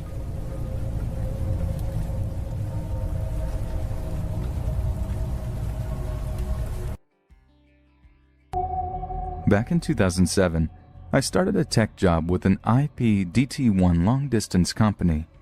The company is no longer around, and honestly, I don't know how they stayed in business as long as they did. It was really a pyramid scam, but thankfully I was on the IT side of things, so I didn't have to sell anything. It was a small, typical tech support call center. The customers would call in, or Verizon, Quest, etc. would call in and say DT1 lines were down or outages. I was the only female on my team, having to prove myself and show that I can do anything my male counterparts could. It didn't take long, and the customers respected me for being able to handle things. After making my mark, I decided to take the 10-hour night shifts. I worked Wednesday through Saturday from 1 p.m. to 12 a.m., an hour lunch, and after 6 p.m., I was completely alone in the whole building. The rush to get out of the office by 6 p.m. was insane. I couldn't blame them, but I decided having 3 days off was better than 2. Like I said, I was by myself for most of the night.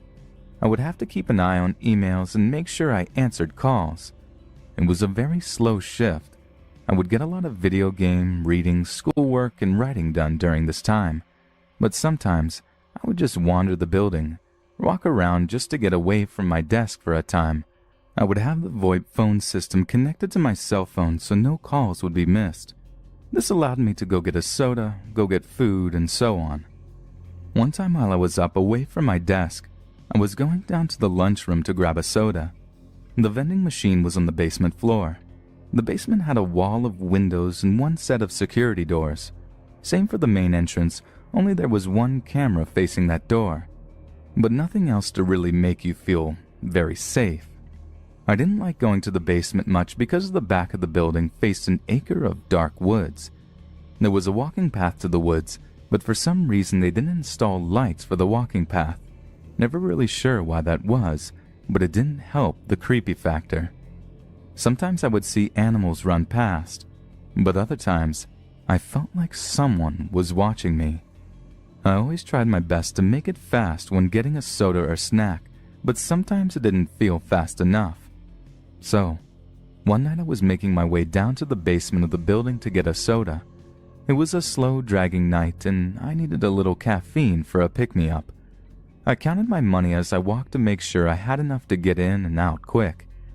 But out of the corner of my eye, I saw something dart from the glass door back into the darkness. I stopped dead in my tracks and tried to scan the forest, but like I said, it was just blackness. I felt a bit of unease, and everything told me to turn my heels and go back to my desk. But it was 9 p.m., and I had a fair bit of time left on my shift before I could blow this popsicle stand. I tried shaking the feelings off and briskly walked over to the soda machine and made my selection. The soda dropped, and as I bent down to get it, I heard a loud ping noise. It was as if someone had hit the glass with something. I stood straight up and felt the hair on the back of my neck stand up. I slowly turned around and was scared to see someone out there. But as I made the full turn, I saw once again nothing but darkness.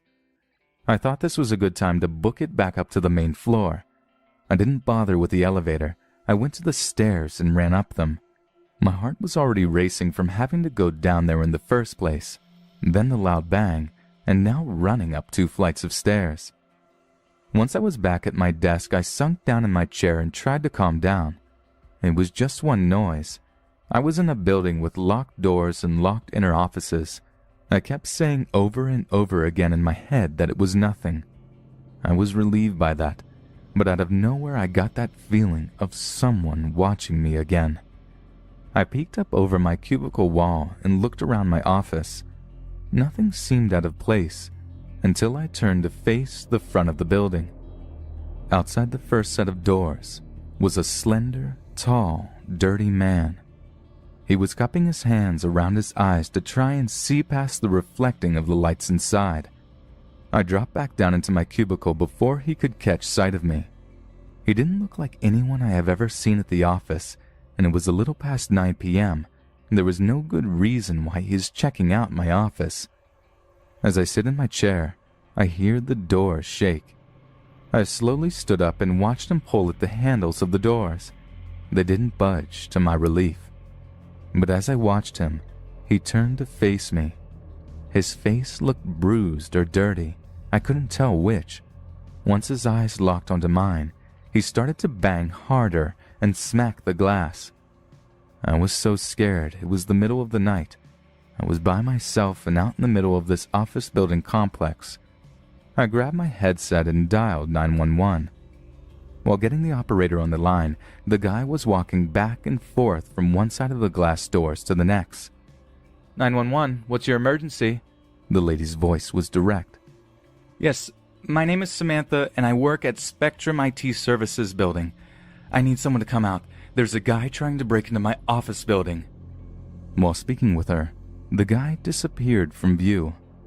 I tried to look in all directions, but I didn't see him. I knew that he wouldn't just walk off, not with how hard he was banging. Out of nowhere, a good-sized rock came out of nowhere and smashed against the door. I screamed and went under my desk. The operator asked what just happened, and I explained that a rock smashed against the glass door. She asked me if the glass was broken enough to let him in. I didn't want to stand up and look, but she told me to look in order to know where he was now. I crawled out from under my desk and just peeked over my wall and saw a huge crack down the first part of the door. I sank back down and told her to please have the police hurry. She said they were on their way. I have read many stories like this before, and people say that the cops couldn't get there fast enough, and they aren't kidding. It feels like time is standing still and you can do nothing. Another smash against the door, but along with that, the sound of glass breaking. Sirens could be heard coming towards my building. It was music to my ears.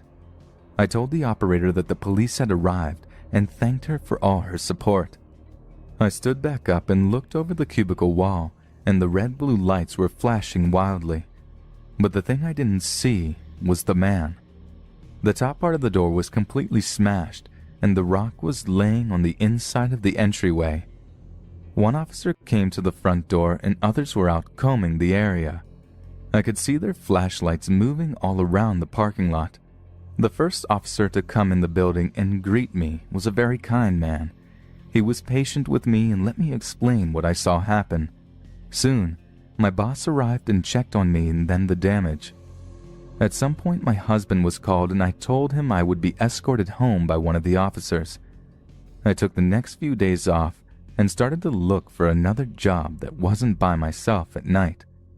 When I gave my statement, I explained to the officer that the person could be partnered with an ex-coworker who was fired a few weeks prior for stealing and just not showing up. He knew when people came and went. He knew where we kept the cell phones we were selling, not under lock and key, but under a desk of the provisioner. From smartphones to Blackberries, when they were still worth buying, plus VoIP boxes and phone cards. I went on to leave this job a month later and started at a credit card machine company. It was an office full of people, still a call center, but I felt safer, especially with the security and cameras all over the building. Like I said before, this company is no longer around. It was bought up by another company, and they basically liquidated all of the funds that were worth something. So, dirty man who tried to break into my office, let's never meet again.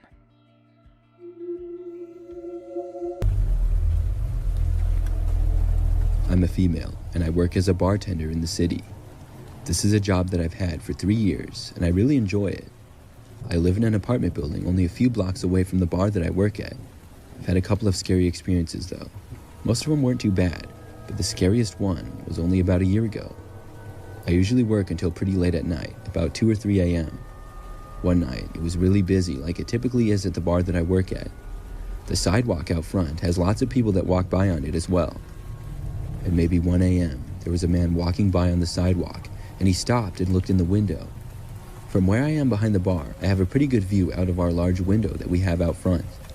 The guy had on older sunglasses and a hat, but he appeared to be looking right at me. He had stopped and was just standing there looking inside the window. I saw him and thought it was a little weird, but just kept on working. I was really busy and I didn't have time to think about it. As some time went by, I think he left because I didn't notice him anymore. But sometime later, he returned and was once again staring at me through the window. It was a couple of minutes where I wasn't too busy, and I realized how weird this was. I just looked at him, looking at me. He didn't wave or anything. He was just staring at me through the window. He was standing maybe a foot away from it. After about 2 or 3 minutes straight, I watched him walk away. He didn't come inside to the bar at all that I know of. I certainly didn't recognize him, but then again, he was wearing sunglasses and it was dark out, so I didn't get a great look at him.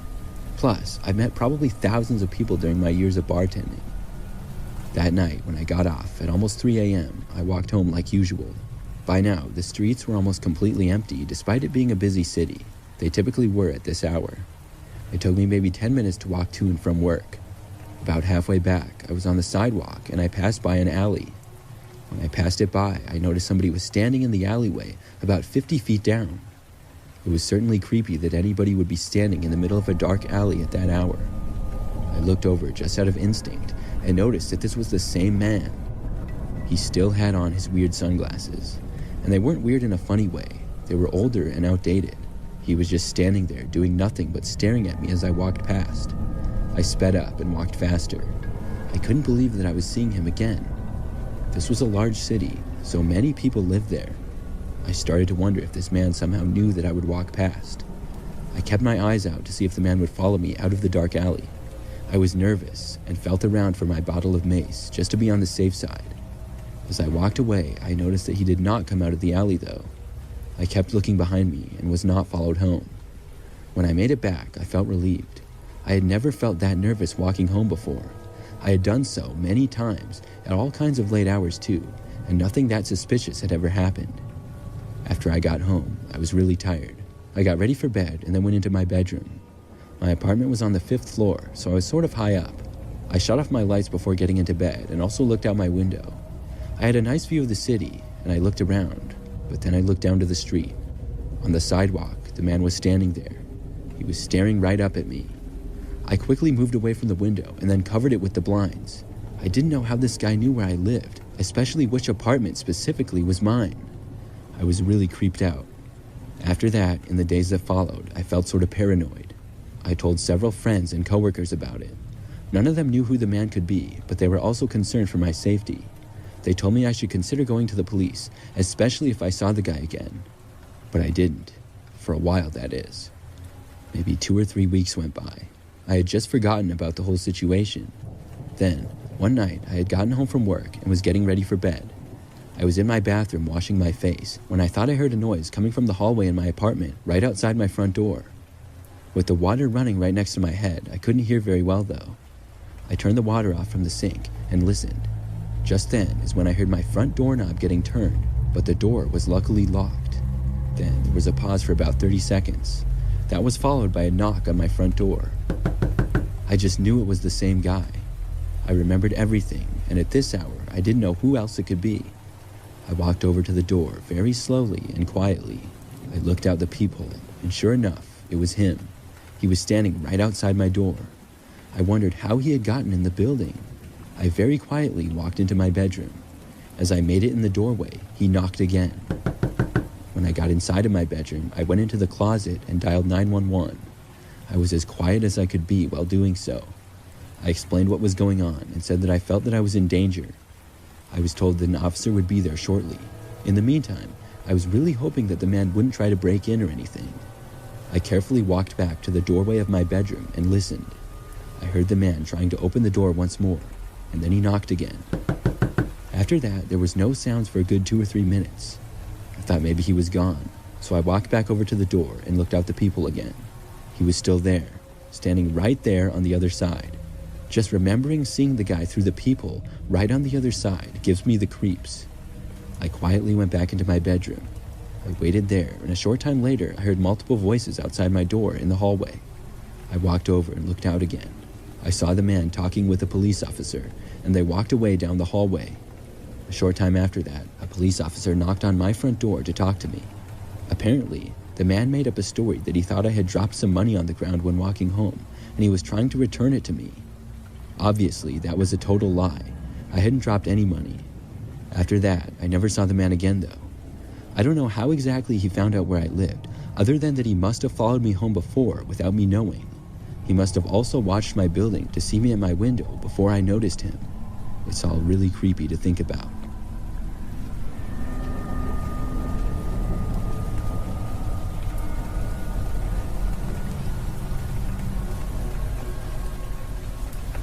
I've worked several different jobs before finding my current career, which I love. One of those jobs was working for a cleaning company. We were a company that would go to different businesses in the area, mostly office buildings, and clean them. Sometimes there would be multiple employees sent to clean. Other times, it was just one of us. I remember that there was this one office building in particular that I was sent to clean. I worked late nights, and I enjoyed the night shifts. Going to and from work, there would be no traffic, and it was nice to be able to get my work done and leave pretty easily. However, This is not something that I would enjoy doing for a long period of time, but it was nice for a while. In this one office building, when I got there, I would be the only person in the entire building. It wasn't that big, but they did have 3 floors. There was a checklist of all the things that I needed to get done, and then I could leave. I was given access to the building, and I remember that when I first got inside, I saw that all the lights were off. I started on the first floor, and the things I needed to do were clean the floors by vacuuming, cleaning the bathrooms, and disinfect and clean a couple of other areas. It would probably take me only about 2 hours. After I finished up the first floor, I moved up to the second. Probably about 20 minutes into working on the second floor, I was vacuuming when I thought I heard the elevator. I paused and turned off the vacuum for a second. The elevator was in fact moving, and it was going up to the 3rd floor. I was only like 30 feet away from it, and suddenly I felt a little worried. I knew for a fact that nobody else was supposed to be here. After thinking about it a little, I wasn't sure at all what somebody else would be doing there. If somebody was in fact supposed to be there, I would have been informed about it. I didn't want to investigate, and I just went back to cleaning. I finished vacuuming and then cleaned the bathrooms on that floor. When I moved out to clean a window of one of the office areas, I heard a noise from the floor that I was in. My heart started racing. I tried telling myself to not be scared about it. I couldn't see to the area directly where the noises were coming from. I kept working and didn't hear anything else for several minutes, but then I heard some noises again. By this point, it was all I could think about, even as I worked. I decided to walk over to where the noises were coming from. Maybe there was a logical explanation. I walked over and at first saw nothing, but then I heard a noise again really suddenly. It sounded much closer and louder than what I had heard before. I then saw a man running from behind one wall and go down a hallway briefly before going into the stairwell. I saw him for a total of maybe 3 seconds. I didn't get a good look at him at all, but I had a feeling that he wasn't supposed to be in here. How he got in, I had no idea. I walked over to the stairwell, and when I got there, I opened up the door. I didn't hear any noise when I did. When I looked inside, I didn't see anybody either. The man must have gone up a flight of stairs or down a flight of stairs. I didn't think that he had enough time to be on another floor yet, though. I felt like he was still inside there. I yelled, asking who he was. He didn't respond.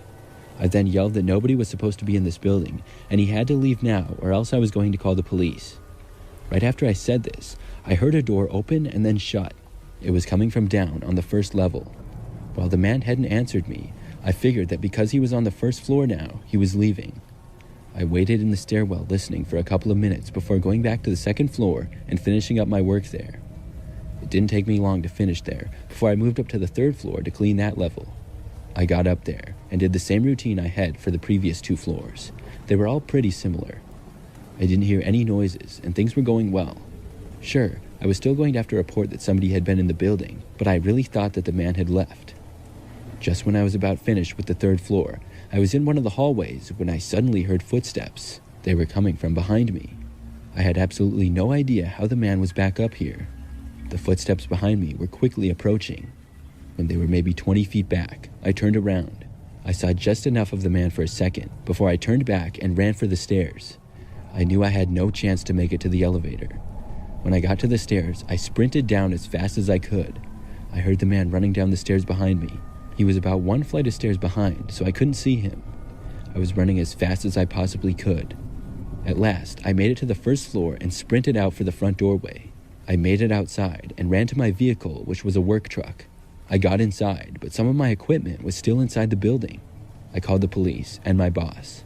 I waited in my truck in the parking lot until the police got there. When they did, they went inside and actually came out with the man about 10 minutes later. I'm really glad that they caught him. After talking with police and my boss, I was able to go in and get my stuff and then leave. This was a pretty scary experience for me, though. I've thought about what would have happened if the man had caught up with me when he was walking up from behind. Would he have tried to hurt me? The fact that he chased after me makes me think yes. I'm just really glad that I got away. I'm currently away from school on a co-op rotation with a major company. My company is headquartered in a larger city, and I'm working at a smaller site just north of HQ. I live in a small township in the suburbs, a gated apartment complex in a very nice area with very low crime rates. I woke up and got ready for work like normal. When I got in my car, not only was it basically frozen over, but I noticed that I was low on gas. I decided not to risk it and fill up before work.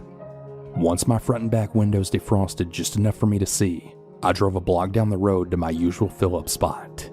I pull up to the farthest right pump and hop out of the car. As I'm swiping my card and doing all that fun stuff, another car then pulls up. I didn't get a real good look at it honestly, but it wasn't shiny or new. I barely paid any attention until the car stopped at the pump on the other side of my own. I could hear the other driver swiping their card and entering their PIN number. I was freezing cold and just trying to hurry. I turned around and put the nozzle in the car, and I just stood there for a minute.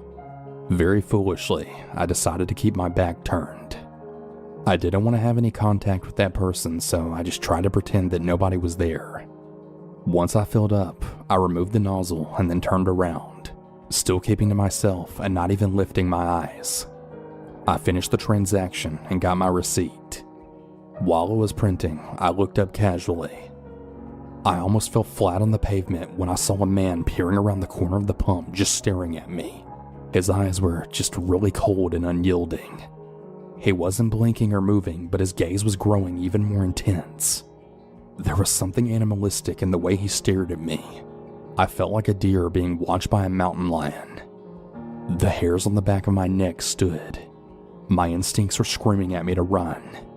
This all took place in the span of just a couple seconds, but it felt like a lifetime. I very quickly opened my car door. When I did so, the man moved his head, tilting it to the side to peer into my car. I didn't really consider it at the time, but I think he might have been looking to see if I was alone.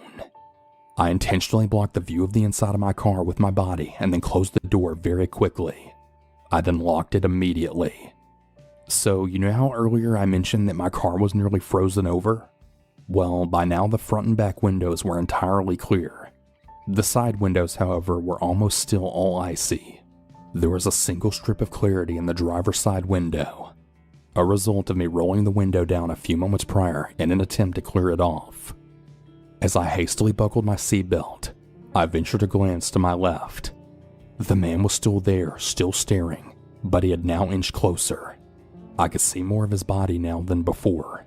He was tall with dark hair and a well-built frame. He was certainly much larger than me. He seemed a few years older than me. Had it not been for those eyes, I might have even said that he was attractive. But those eyes, they were just haunting. I decided to do the logical thing and get myself the hell out of there as fast as possible. I didn't want a chance him being able to follow me. Though my work has really great security, I didn't want him knowing where I worked. I don't really know if this man was just a creep or maybe something much darker, but I don't want to find out. Ever. I used to work at a video store in Los Angeles in the 90s. We had quite a few celebrity customers, even a few porn stars too. It was a wacky work environment that could feel pretty unsafe at times. But that unpredictability was half of the allure. I honestly loved the job and the crazy unhinged customers that came with it. There was a porn star that would come in frequently. I'll call her T, whose visits I would absolutely dread. She only seemed to come in when I was working alone. She would always ask me the same question. Which of my movies do you carry? Now, she didn't ask this in any kind of unreasonable manner. T was a little older, clearly had a whole career behind her. She looked and acted a little crazy, like she was out of her mind, but she was also very obviously high. She'd come in jawing, grinding her teeth together, and her eyes would bulge out of her head like they were some prosthetic special effect. She was skinny from years of substance abuse, probably various personal issues with weight and image. T also reeked of booze and cigarettes most of the time. She would scream, "Which of my movies do you carry?" over and over again with that crackhead energy. I repeatedly told her, over and over, our computer system would only look up movies by title, not by actors or actresses. But this fact never seemed to get through to her. Every time she would start screaming at me. Remember, this is 1995, so the computer I used to look up things and check rentals was a dinosaur.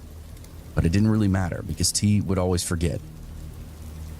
How in the hell can you find out which of my movies you have then? She would scream. I offered to walk her back to the adult section. She could see the stock shelves for herself, but she would always scoff, as if totally disgusted at that idea. This is where it gets bewildering, because she's a porn star who's already come into the adult film store. I'm not going in there, she yells. Lady, you're already in here. What's it gonna hurt to go scan the shelves real quick? In my head, I'm thinking she's a porn star and she won't walk the aisles and look at the covers. It made me think she was even crazier than she was leading on. What'd she think she'd find in there? Just how out of touch with reality was this woman? Anyway, she would yell at me for a bit before calming down and then leaving. But this scene played out at least a dozen times. She wasn't the worst customer I had, but she came to be the one that I dreaded the most. But then one week she didn't show up. Monday, Tuesday, the whole week went by and still no tea. It was a huge relief, but part of me wondered, something bad happened to her? Was she getting extra spun out and would come in even more crazy? The reasonable side of me figured that she'd OD'd. When another week went by without her presence, she left my mind entirely. Fast forward a month or so. Guess who comes slithering through the double doors? It's T, and she looks like hell. First off, she clearly hasn't showered for several weeks, maybe since the last time that I saw her. You could always tell when she was really unwashed because her hair would just get more and more vertical. I don't know how else to explain it, other than the grease would just hold up this overly dyed, frazzled hair. Her clothes are about the same as always, nightwear and half sporty Valley mom. All of this is nothing when I see her face though. She has a huge black eye, and her eyes themselves are just completely insane. She's got pupils like dinner plates, and the outer rim, instead of white, is tinged with a deep yellow. I can't tell if she is sick or more hungover than any human I've ever seen. She comes to the counter and sparks up that same shtick she always does. What movies do you have? Where are they? How many copies? I try to be a little personable and say, hey T, it's been a while since I've seen you. We still don't have an updated system that allows me to search for those specifics. I can show you the shelves that might help you though. I'll never forget the look she gave me. Just this faraway nod, half smile with her mouth all jittery. She asked me if I was sure, to which I said yes. Then she started backing up towards the exit. Unsure of what was going on, I figured she was in the middle of an episode, would see herself out, probably disappear for another few weeks. I'd heard of mentally ill people being stuck in loops of behavior. Maybe visiting the video store was part of her loop. Boy, how wrong was I though. The door opens not 30 seconds later, and a big, tall, sharp-dressed guy strolls in. I extend a welcome, but hesitate. This guy looks pissed. He's storming right up to the counter. I ask if there's anything I can help him with. He sets his hands on the countertop and they are blinding, studded with all kinds of gold and silver, crusted diamonds in between them. He calmly explains that I'm the problem and that he's here as a solution. Huh? I start to come back with something about how I'm just at work, just an employee here. If he wants the cash in the register or the pornos in the back, he can have them. The guy laughs at me, shakes his head, then explains that I've just upset his friend who was just in here. Oh, you've got to be kidding me. T, the crazy cracked out porn star who's been pestering me for months, somehow secured backup? I tell him that I don't know her at all. She's just a needy customer who wants to find her films. There's not an easy way for me to do that, so she'll just have to look over the titles herself. This guy cuts me off with a wave of his hand. Says he knows. He's heard every word. He's heard it so many times that he feels like it's happening to him, and now he needs to get involved. It turns out T was pretty much what I pegged her for. This guy was clearly gang or drug related, maybe even a kingpin. He acted like he was T's handler, almost like a pimp or something. She was so old there was no way he had her tricking. I mean, I guess there's a market for anything, but I got more of the vibe that he had a relationship with her for himself. Whatever the case, it's now my problem. I'm looking up at this Coke machine of a man, deciding if I should hit the security button. This is just a video store, so part of me didn't even think that would work, but it was down at the other end of the counter, and if I moved, this guy was going to snatch me up for sure. He states T's full name, then her stage name. They were similar, probably more similar than you'd want them to be.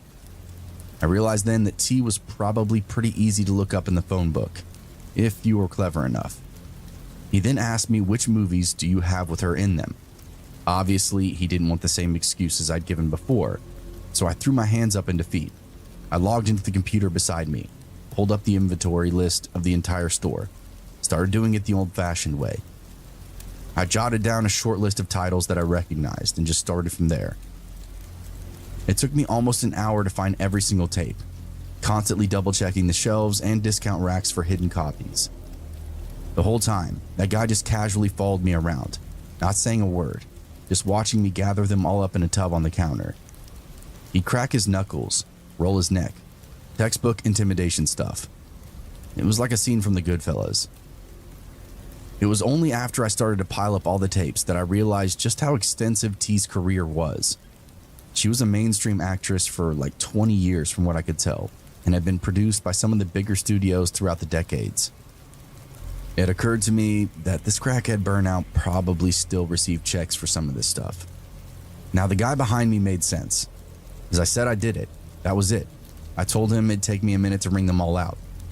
He asked what I meant by that. I said a charge for all the films. I explained I couldn't just let 80 or 90 tapes just disappear from our store. The guy picks up the bin of movies with one arm, slides a pistol out of his waistband with the other, looks me up and down, sets the barrel on the counter, then asks me if we're good. I just nod, and with a sigh, tell him to take care. I called my boss after I saw them leave the parking lot, who in turn told me to call the police. Both of them showed up 20 minutes later. The police took a statement, and my boss filed a report of robbery, then fired me right there on the spot. I've thought a lot about that guy, who he was, and why they wanted those movies.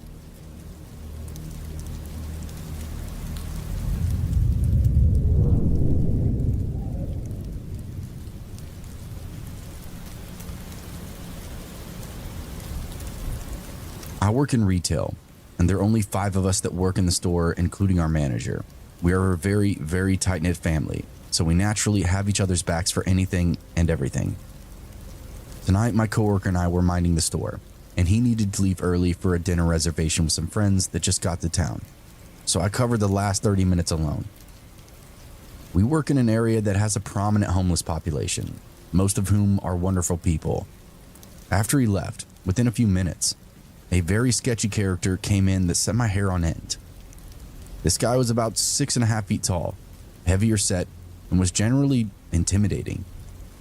To add to the already scary vibe, he was holding a big gulp and a golf club, nothing else on his person. I'm a shorter, smaller female, so now I'm just on edge. He didn't hesitate to make conversation with me, and it's my job to be friendly and make sales, so I jumped in, hoping I'd learn he was harmless and coming back from a driving range or something, even though there's no golf courses within 20 miles of our workplace. Obviously, since you're reading this, I was terribly wrong. This man still had a hospital bracelet on from his 2-month-long stay in a mental hospital, was very, very interested in me and every aspect of my life. He asked what I was studying, which was psychiatry, and then he was immediately put off, as he'd had a very bad experience. And I mean literally the moment he heard the word, it's like an alarm went off in his head. His whole expression changed completely. My heart does go out to people in this position who are clearly struggling, and it's my life's mission to help people like him. But no matter how much my heart went out to him, I was still very vulnerable. He then asked me the following questions. What's your name? Where do you live? Where do you go to school? When do you work? How often do you work? When is your next break? How old are you? Do you live alone? Is anyone else here? I lied to every single question, and when he demanded my phone number, I gave him the store phone number. I also told him my name was my manager's name, so that if he tried to make contact, he would be directed to someone that is not me. Thankfully, I was able to boot him out at close.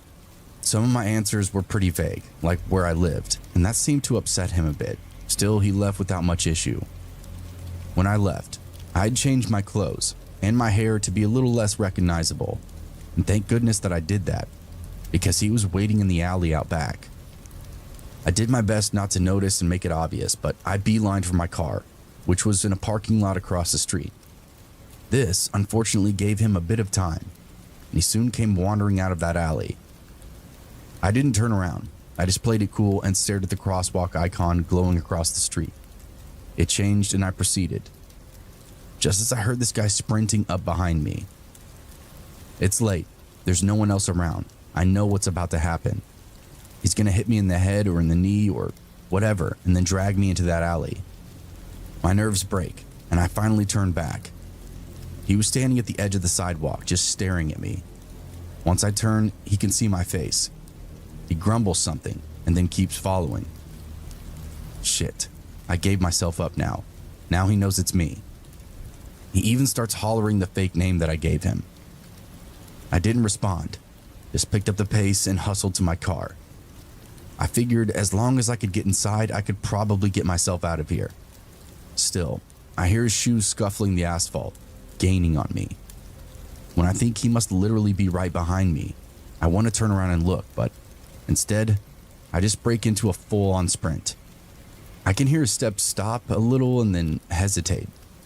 My outburst to get away must have caught him off guard. Just as I reach the door inside the key in, I turn back one last time. I don't see the man, but his hand. Fingers wrapped around the handle of the golf club. It's so close that I can read some of the print on the hospital band that's hanging from his wrist. I was so terrified and reeling with shock that my knees buckled. My legs totally gave out from underneath me. As they did, the golf club went whistling overhead. It was all that prevented me from getting my brains bashed in. Not instincts, not training, just sheer terror. Fortunately, I fell backward, right into the driver's seat of my car. I yanked the door closed, locked it, then sped out of there like I stole the damn thing. I called the police and then my manager. The guy was picked up and booked that night. I even had to identify him at the station. Always, always trust your gut out there, people.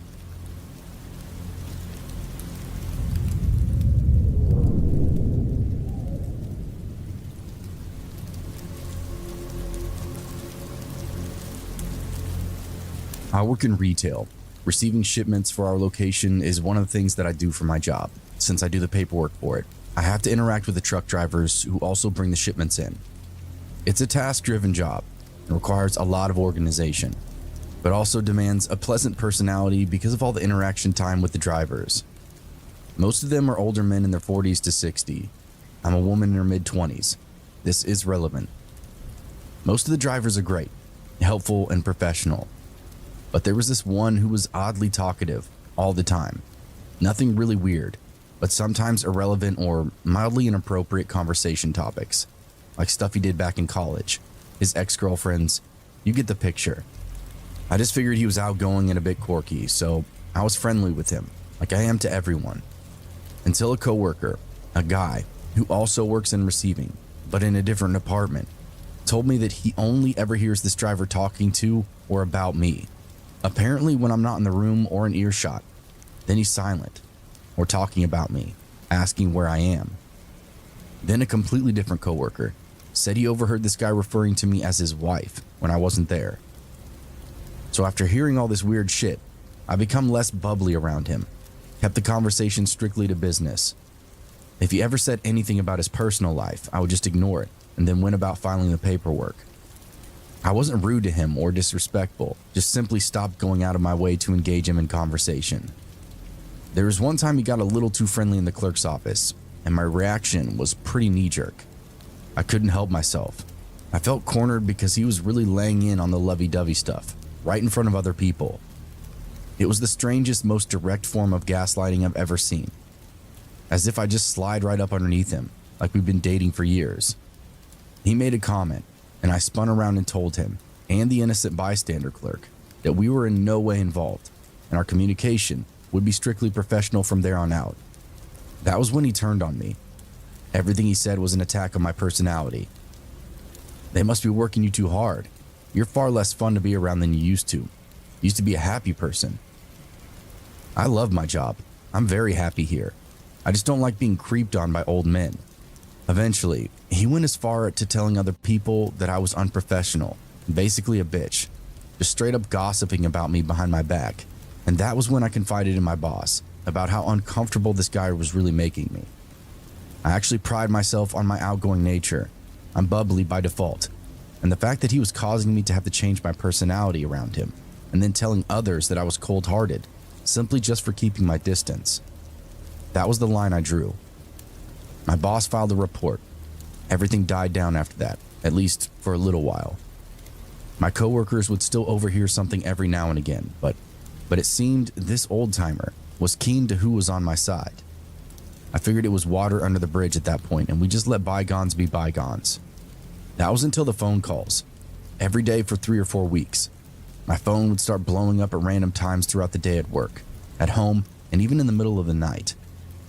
I thought it was spam, but no one ever said anything. The number came up as unknown, so I didn't even know how to block them. Part of me had a suspicion that it had something to do with that old guy. During some of his good old day stories, he'd mistakenly copped to doing stuff exactly like this. Prank phone calls, leaving stuff on people's porches and cars, whatever. He got a kick out of messing with people he deemed to have wronged him. I started keeping tabs at work, asking my friends in other departments to keep their ears open for anything, especially anything the old guy thought was funny. I keyed them into my situation, and that if he talked to anyone about what he was doing, it'd be in a braggadocious way, and he'd be proud about it. Nothing came through the grapevine though, but every day my phone continued to ring. Some days, especially if I was at work, I just turned it off, dump it into my purse to get a little peace of mind. The more I thought about it, the more it made sense. Of course this sour old man had the time to mess with me. He drove a truck for a living. He was probably on the phone 18 hours a day. With renewed confidence, I let the calls roll off my back. I'd answer them and call the guy by name, tell him what I thought about him, then hang up. Even at work, I'd look him right in the eye, shake my phone at him, like we were long-lost pen pals. I could see it was getting underneath his skin. One night on the weekend, I woke up to my phone light. It wasn't buzzing, just the constant on and off screen. It was enough to get me. It's an unknown caller. I roll over and answer it. As I get ready to let out a string of vulgarity fly out of my mouth, I hear a loud honk outside my house, and I can also hear it through the phone. Now I'm legitimately creeped out. I get up and peek through the curtains to see this guy's truck in the middle of the street, the same truck he used for work. He hung up on me the second he saw the curtains part, then roared off into the dark. No more honks, no turnaround. I didn't know what to think. First my phone and now my house. How the hell did he learn any of this information? I didn't go to sleep that night, but started putting together as many puzzle pieces as I could. By the end of the weekend, I'd constructed a pretty solid case against this asshole. I took it straight to my boss on Monday morning. I gathered that he must have been stealing my personal information from the files at work. This was the second time I was in his office about this particular guy, so I'd already created a paper trail. When I brought the new stuff against this clown, my boss was floored. He couldn't believe it. He went on to file a second report, but this time he made a direct announcement to the entire company and other companies that we were working with. It was the start of a chain that exposed a lot of scummy weirdos harassing the office girls.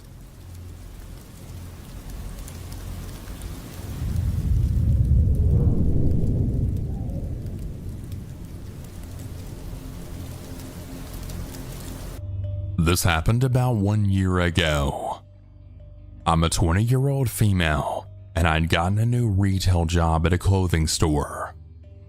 It was my first week, and I had went through training with my coworkers on how to work the sales floor and the register.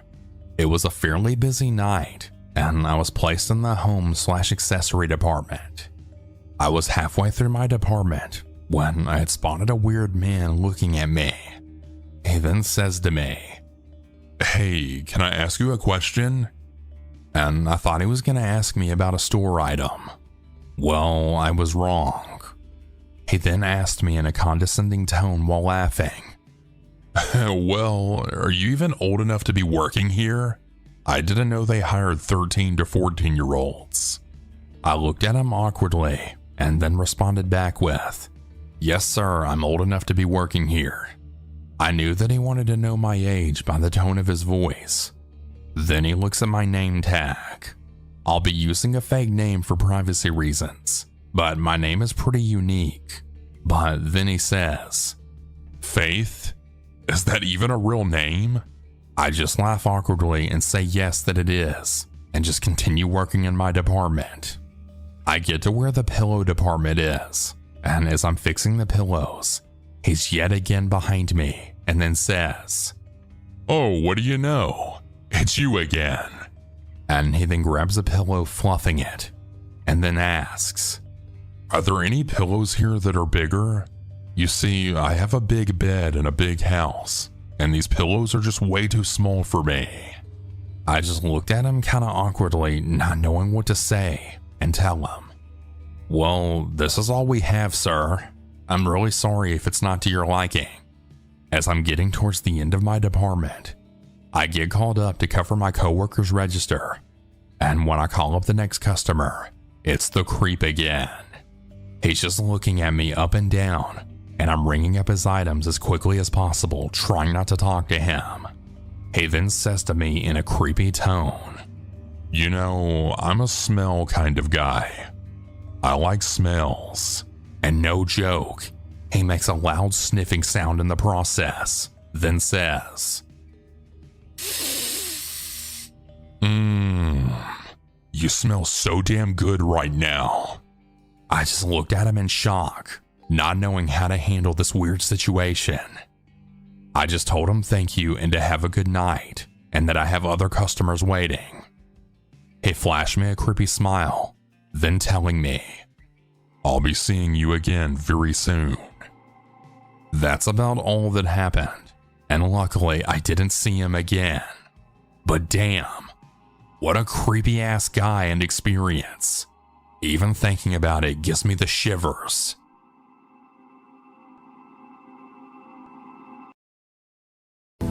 I've been meaning to send my story in for a while now. I think every time I sit down to write it, my hands just hover over the keyboard, and I start questioning if it's even worth telling. But then I remember how I felt that night, that gnawing sensation deep in my gut, the way my skin prickled with adrenaline. And I figured, yeah, this does belong here, so I hope you guys enjoy my story. I've been a fan of Booze and Booze for around a year now, always looking forward to those late night uploads where I could turn the lights off, throw on my headphones, and let the stories wrap around me like a blanket. I never thought I'd have one to share, but this isn't just my story. It's something that happened to me and a coworker back when I was fresh out of high school, working late night shift at a home improvement store, a big one. I'm sure you can guess the name. Between the two of us, I think she got the worst of it. Back then, I was taking my first semester of college classes, scraping together tuition money by working at a regional hardware chain. It wasn't anything glamorous, running a register, handling inventory, mopping up whatever messes customers would leave behind, but it was pretty easy work. I liked most of my coworkers and the pay was decent, and most nights were uneventful. Keyword there being most nights. This one in particular was a pretty slow evening. Everyone was watching the clocks and none of them were moving. We were around an hour from closing. The store had that eerie, half-empty atmosphere that only big retail spaces get after dark. The lights above my head buzzed, casting this sick glow over the aisles, and the air smelled like sawdust and metal. The customers left in the building were the usual stragglers, contractors grabbing last-minute supplies, couples arguing over paint samples, that sort of thing. I was finishing up her return at customer service when she walked up to me. Let's call her Hannah. She was one of the newer hires, maybe a year or two older than me, and usually pretty upbeat. But that night she looked kind of different, tight-lipped, stiff-shouldered. Her eyes darted around like she was expecting something to lunge at her out from the shadows. "Hey," she said, low enough that I could only hear her. "Can you, walk with me for a little bit?" I raised an eyebrow. "What's up?" She swallowed and glanced over her shoulder. "I think I'm being followed." That snapped me to attention. She told me about this man, a big guy, older with a greasy baseball cap and a stare that made her skin crawl. He'd approached her in plumbing, asking her for her help to find a part. Nothing weird at first, but then he just didn't leave. Every time she tried to step away, he found another excuse to keep her there, his questions getting more off topic and more personal. Finally, she made up a reason to leave, and when she checked over her shoulder, he was still there watching her. That was 45 minutes ago. He followed her around the store, and eventually she lost him in power tools, then bolted to the nearest coworker for some kind of assistance. She didn't know where he was at now. I didn't ask any more questions. Hannah was obviously freaked out, and if there was even a chance that some creep was lurking about, I wasn't about to let her wander the store alone. Honestly, this was more exciting than anything work-related anyway, so I prefer to run interference than actually close the store. "Come on," I said, grabbing a clipboard from the counter. Let's look busy." We made our way towards the back aisles, checking inventory, scanning shelves, counting items. Occasionally, my eyes kept flicking up, sweeping the store, but I didn't see anybody out of place. Just a couple of customers near checkout. Donnie in a neon vest was restocking lumber, and one of my other friends was just dicking around on the forklift in the bay. "Are you sure he's still even here?" I whispered. Hannah hesitated. "I don't know, he just... I just feel like he is." For some reason, I just didn't like that answer. We kept moving, aisle by aisle, her sticking close to my side. About 20 minutes later, she seemed to relax a little bit. We hadn't seen the guy at all, and she was starting to think that maybe he did indeed leave. This actually proved to be two birds with one stone because we got a lot of that light inventory work done. And then, that's when I saw him. I was standing near the aisle end cap, watching my buddy do these slow, lazy donuts in the forklift out in lumber, shaking my head at his stupidity. Then I turned back to check on Hannah, only to spot him. He was lurking at the mouth of an aisle, half shielded by the end cap display. It was a big man, mid-50s with a broad chest and slumped shoulders, dressed in these dark jeans and a windbreaker. His baseball cap was pulled really low, but I could see the way he was looking at her. I could also see that this guy was jacked beneath that jacket. Even with the extra layer, his arms were 3 times the size of mine. He stared at Hannah, fixed, unblinking. I could tell his whole body was tense, like he was just waiting for the right moment to do something. This is not good. I forced my face into something neutral and walked back to Hannah, who was maybe 30 feet away, scanning a shelf. I walked right by that weirdo, down the aisle, and put myself between her and the guy, watching from the end of the shelving. I kept my voice casual. "Hey, let's head back to customer service." She frowned at me. "What? Why?" I stepped closer, lowering my voice. "Because he's here, end of the aisle, watching you." Her face paled and I nodded at her, encouraging her that this was pretty serious. "Just walk," I murmured. "Now." She turned stiffly and started moving towards the front of the store, as quick as she could without actually running. I turned back to the aisle, ready for anything.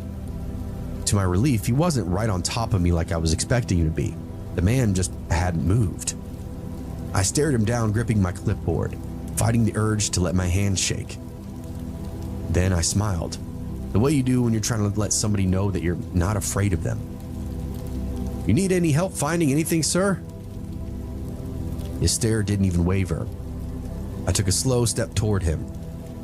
"We're closing soon, just so you know." His mouth then twitched, somewhere between a grimace and a sneer. I could tell he wanted to say something back to me, but then without a word, he turned and walked off, disappearing down the aisle. I stood there for a few seconds, forcing my breath to stay even, pulse pounding in my ears. I felt like a damn gunslinger. I was glad to have helped out a coworker. And then I went to go find Hannah.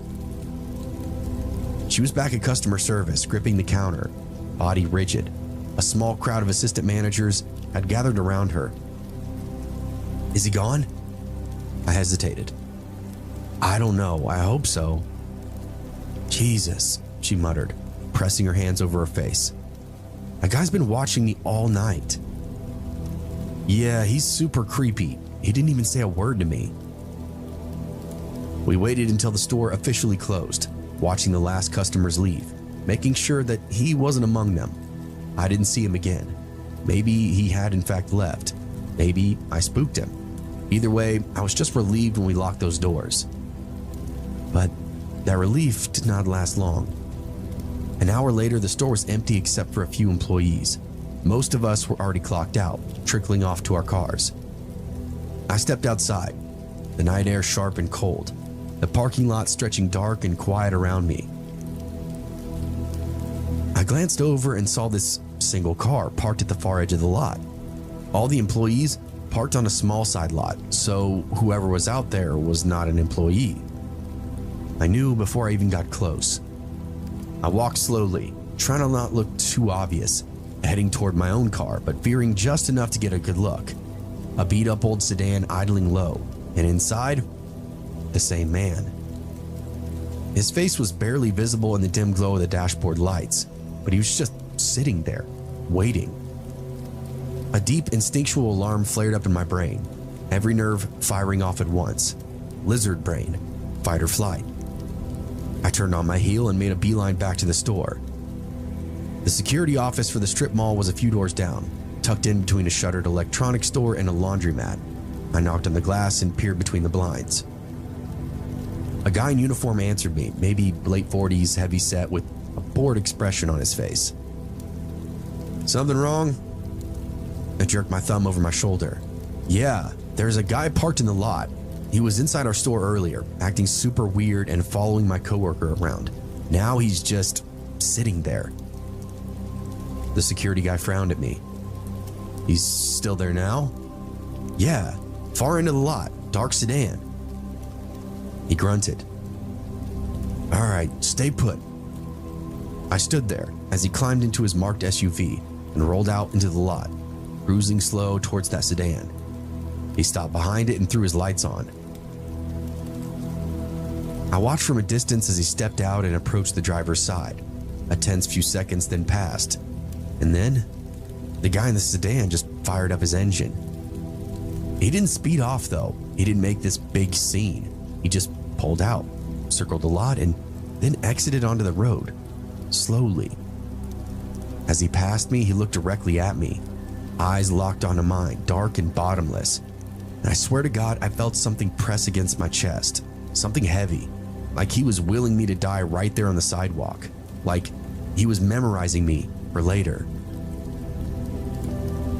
Almost like he was telling me that he would see me again. I watched his taillights vanish off into the dark. My pulse was still hammering in my ears. I only realized that I'd been holding my breath when the security guy rolled back up beside me and leaned out his window. Yeah, that guy was definitely off, he said, shaking his head. Kept acting like he had some kind of business here, but wouldn't say what. Just kept asking when people left for the night. A chill then coiled up my spine. What'd you tell him? I told him to take a fucking hike, the guard said. And lucky for you, kid, he did. He eyed me for a second. You drive straight home, keep an eye out, and if you see him again, call somebody immediately. I just nodded, trying to swallow that lump in my throat.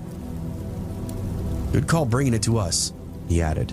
That guy wasn't just loitering, he was definitely waiting. I didn't ask what he meant, but I heard he knew.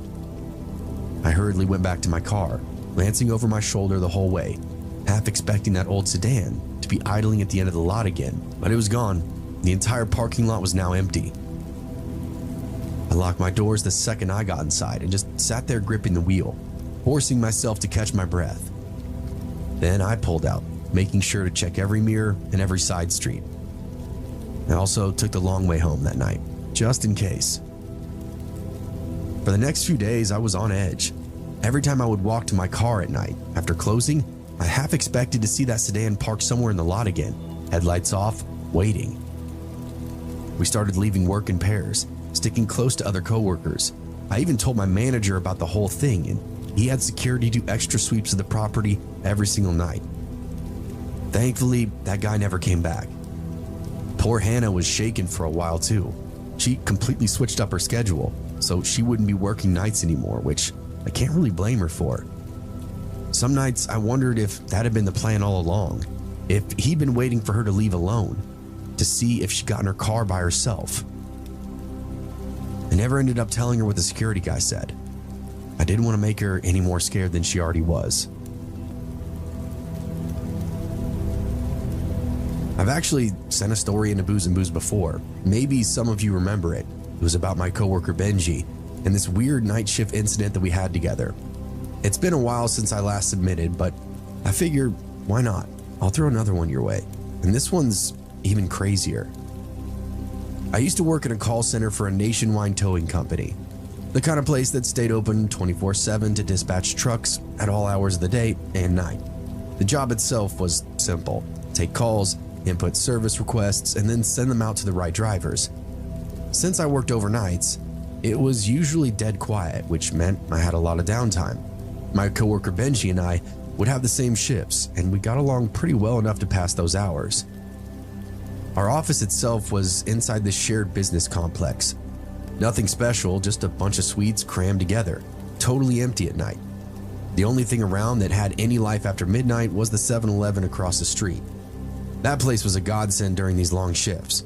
We'd head over to grab some snacks on break, vape in the parking lot before heading back into the desk. With that being said, it also brought in a little riffraff. Those that remember my last story may recall the details. I went out to use the external bathrooms, and while walking back into the office, I got jumped by a homeless dude that was hanging around one of our dumpsters. Lots of homeless flocked to the 7-Eleven at night, like moths to a flame. That night was like really any other. Calls were pretty slow, office was quiet, and then I'd say around 2 a.m., Benji and I decided to take a break. We lock up and cross the lot and started off towards the gas station. As we were walking, a car whipped into the parking lot really fast, jerking to a stop in front of the store. We both noticed it, but didn't think too much of it. Maybe just some drunk guy making a late night beer run or something. Probably needs a box of condoms, Benji said, laughing. We were halfway across the street when we heard the shouting. At first it was muffled and distant, but then a man's voice cut through the night, barking orders loud and aggressively. The car that had screeched into the lot suddenly tore back off onto the road, disappearing down a side street, tires screaming. And then, through the huge glass windows of the 7-Eleven, we saw a man in a ski mask, holding a gun. Benji grabbed my arm. Holy shit. I didn't say anything. I just turned and started walking back toward the office, fast. My pulse was slamming as I kept my eyes on the store. The guy inside was moving in every direction, pointing the gun at the cashier. Then, as if in slow motion, I saw him whip his head toward us, and we weren't alone. Another guy, a second one, also in a mask, came running out of the store. He looked around and then locked eyes with us, and then sprinted straight for us. Benji and I didn't say a word, we just ran.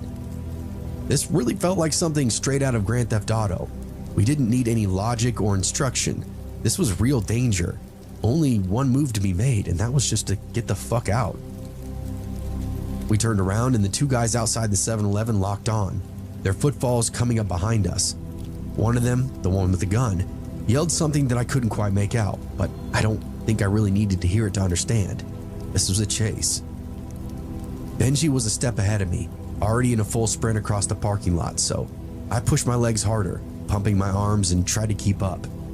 Our office was close, just a couple of 100 feet away, but that distance had never felt so damn long until then. Behind us, I heard the first guy's shoe slap against the pavement. He was fast, a lot faster than me. The gunman was trailing behind him, and the other guy, the one who'd been barking orders inside, was gaining ground. I half expected to feel him grab my collar at any second. I risked taking a glance back, and it was a big mistake.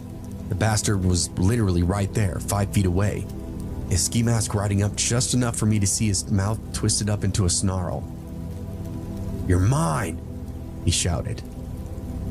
Benji reached for the door first, skidding to a stop, hands fumbling for the keypad. Come on, come on. I could hear the beeping as he punched in the code. My feet hit the landing of the building and we were almost there. But then something slammed into my back and I went down hard, my chin bouncing off the concrete. My teeth clacked together, pain exploding through my jaw. The weight of the guy was on me in an instant, his hands clawing at my jacket, trying to turn me over. Fuck! I gasped out, twisting and kicking out blindly. My shoe connected with something soft, a stomach, maybe his groin, and the guy let out this grunt, loosening his grip just enough for me to roll free. Benji was screaming my name the whole time. "Get the fuck up, dude, get up!" I scrambled to my feet, blood in my mouth, world tilting. The guy then lunged again, grabbing at my sleeve, but I ripped free, hurled myself towards the door. Benji had it open just enough for me to squeeze through, and the second I was inside, he threw his weight against it, trying to slam it shut. But the guy outside was not giving up easily.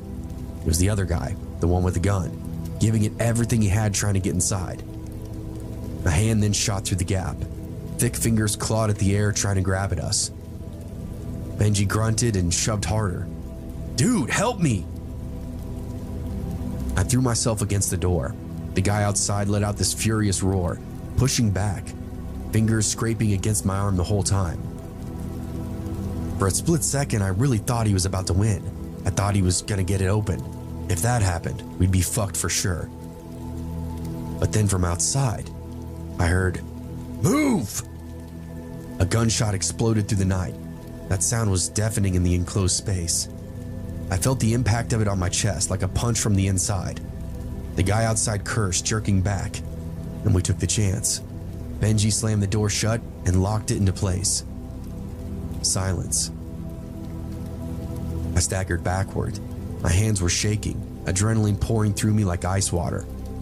Neither of us were hit, thankfully, so we assumed they tried to shoot the door or the building, maybe even just up in the air to scare us. Benji was panting, staring at the door. "Dude." Another bang. The guy outside punched the glass full force. Another bang. Again, bang. I could see his silhouette through the narrow windows. His breath was fogging up the glass. His posture was rigid with rage. His friend was standing right beside him, the gunman, and the two of them started circling the building, checking the windows and the other doors. "We gotta go to the back office now," Benji said, grabbing my sleeve. "Go, go!" We ran deeper into the office, past empty desks and silent cubicles. The security office was in the back, just big enough for a desk and a few filing cabinets, and one single chair. But the door was solid wood, with a steel sheet inside of it, and it had a deadbolt. We threw ourselves inside and slammed it shut, locking it immediately.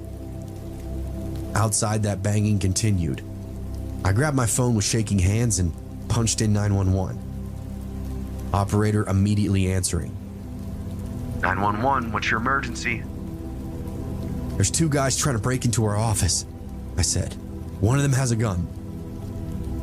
Benji sat against the wall, gripping his knees, and his chest was heaving. Are you in a safe location? The dispatcher asked. It was kind of funny to hear that question. As a roadside assistant operator, that was literally the opening line of our script. I think so, I said. We're locked inside a back office. From outside, we heard another boom, and that sound made me jump. What the fuck? Benji hissed. I could tell he was getting agitated. I didn't have to wander for very long. I could hear weird faded beeps from outside. The keypad. They shot the damn keypad. They're trying to get in, I whispered. Benji wiped his face, sweat slick on his forehead.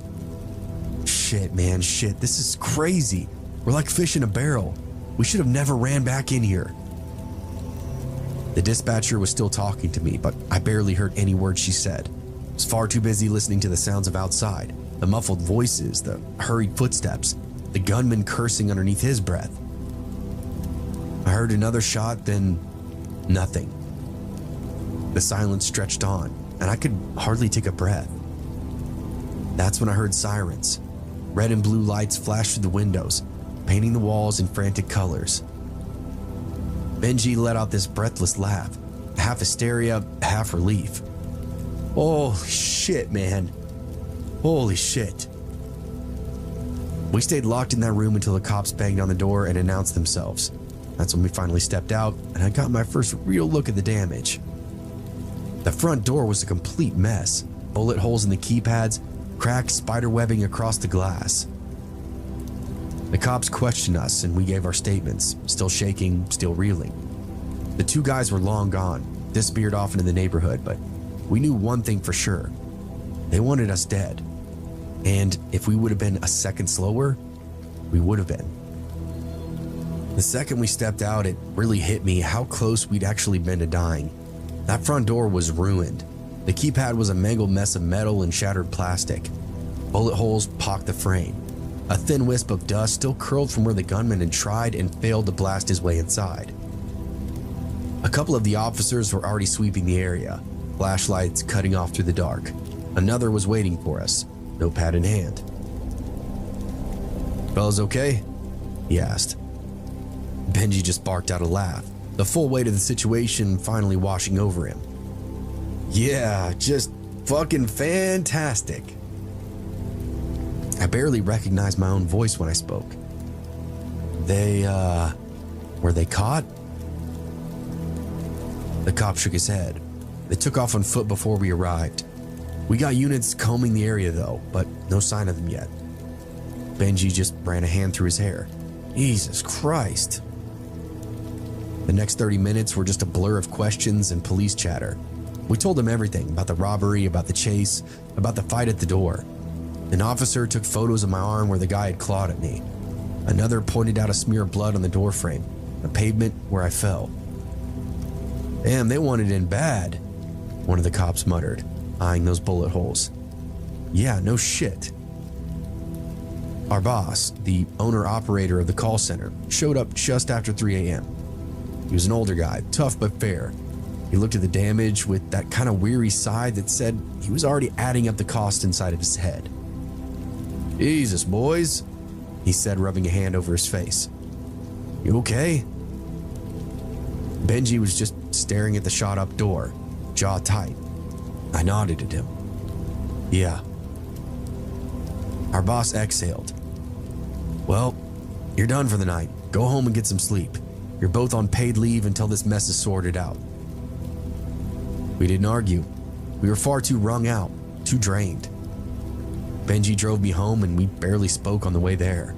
But when I shut my apartment door behind me and locked it, that's when I finally let myself breathe a little and realized that my hands were still shaking. Those guys had been out for blood. And if we'd been just a second slower, we would have given it to them.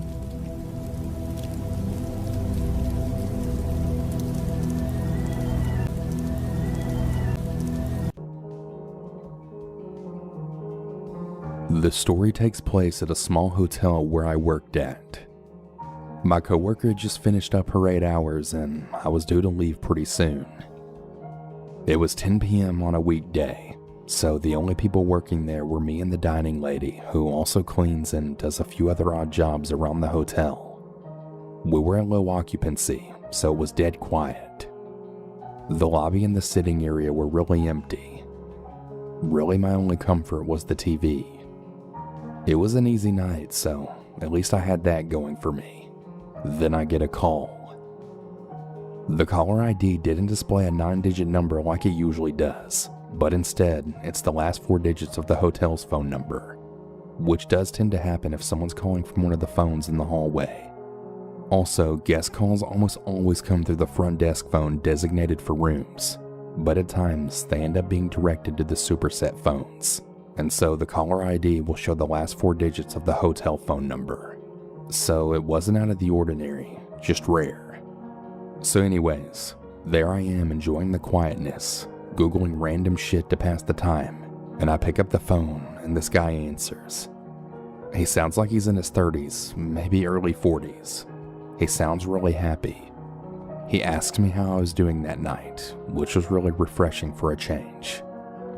I engage, even though I honestly really wasn't in the mood.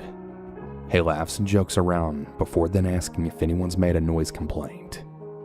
Not to my knowledge, I tell him, wondering in the back of my mind if I had heard anything that night. So it continues rather slowly because he's chuckling behind his words. I begin to hear someone else, a woman, in the background. So I think that's cute. This guy sounds like he's having a blast with his wife or something like that. They're probably in there getting turned as hell, Then he says, Well, I was just calling to make sure because, you see, my mother-in-law is here with me and she can't stop laughing. I begin to laugh a little.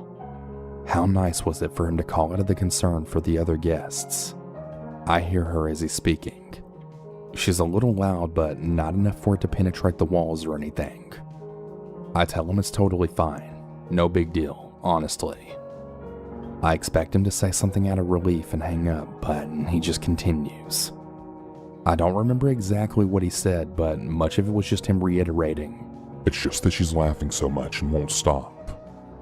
I try to be as nice and understanding as I can and just insist that it's fine once again. Then he asks me, Do you know why she's laughing? He wants to have a conversation now.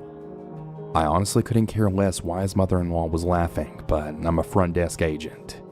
We do more than check people in and out. Sometimes we have to entertain. So I ask, why? Why is she laughing? And then he starts laughing. He can't spit out his words fast enough because he's freaking laughing, and I hear her too, and I'm getting annoyed and slightly uncomfortable now. I wait another few seconds before he says it. Because I'm tickling her feet. That's why. Looking back now, I think to myself, why didn't I just hang up on the phone right then and there? There weren't words that I could use to respond to this guy, because who the hell would, right? I was already hungry and tired. Now I was hungry, tired, confused, and mildly offended. And like an idiot, instead of shutting him down, I just laughed and said, okay? And the guy goes, Yeah, I'm tickling my mother-in-law's feet and she loves it. She can't stop laughing. For some reason, I just couldn't control the nervous spurts of laughter that were coming out of my mouth. I'm listening to this woman in the background who sounds like a broken record at this point. She's laughing uncontrollably while I'm crying internally.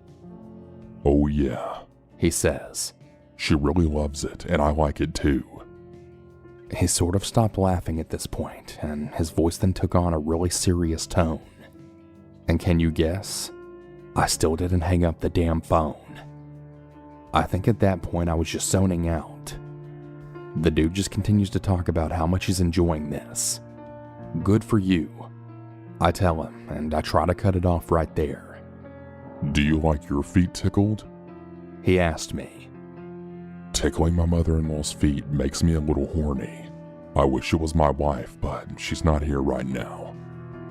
And that's where I kind of blinked and realized that this guy didn't call because he was concerned about a noise complaint.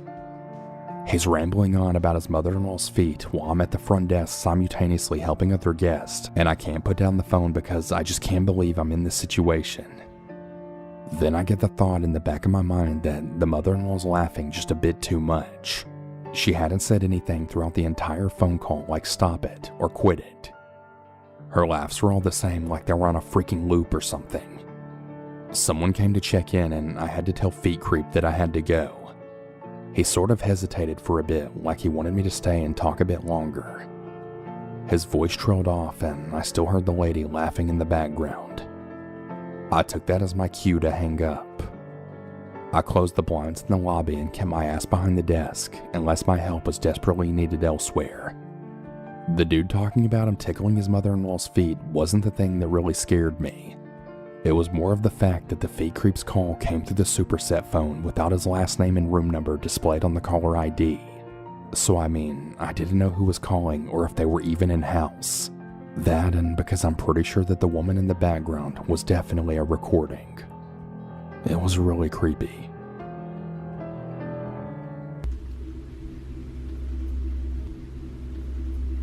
I've been a big fan of this channel for a long time. I had never had a story that made me think that it was worth sharing until recently. This is my first time posting something like this, but I felt like I should since it is something that will most likely stick with me forever. For context, I'm a male and I work at a gas station in the Deep South, a part of Louisiana that most people have never even heard of. I'm talking about dirt roads with no name, thick trees that seem to swallow darkness, and you might be lucky enough to see a streetlight every other mile. The little gas station that I work at is located in the trifecta of all these elements. I, of course, work the overnight shifts. The gas station doesn't see much excitement. There are either the 10 customers that come in between the hours of 10 p.m. to 6 a.m., or the random possums that decide to make the trash cans outside their personal drum set, but I digress. The night started like any other night. Make sure that the coffee is fresh, check. Make sure all the snacks, cold drinks, and beer are properly stocked, check. Now all that is left for me to do is, well, wait. I stood behind the counter, looking at inventory, listening to music, and just pacing around for the first couple of hours. You know the thing that people say, time flies? Yeah, that didn't apply to that shift. As I got bored, I decided to leave the register and check out the items on the shelf to, make sure nothing majestically sold itself. While I was on one of the aisles, I heard a man call out, "Hey, y'all open?" I turned around to see that I had 2 customers standing at the checkout. Now, I should mention this gas station does not have that fancy system that makes the doors go ding when someone comes in. Top-line security, right? So I was caught off guard that 2 customers had come in without my knowledge. I quickly walked up to the register and apologized for the wait. As we were making the usual conversation of, "Hey, how you doing?" and "Man, it's dark out here in this area," the customer asked another question that is usually always asked. "How long is it until I get to the city from here?" I answered it with the same answer that seems to automatically live in my mind rent-free. It's a good couple hours from here, just go towards the lights." Corny, I know, but that's my thing. Anyway, after scanning the customer's items, which literally was a candy bar and a bottle of water, I told them, "Hey, be careful out there, y'all.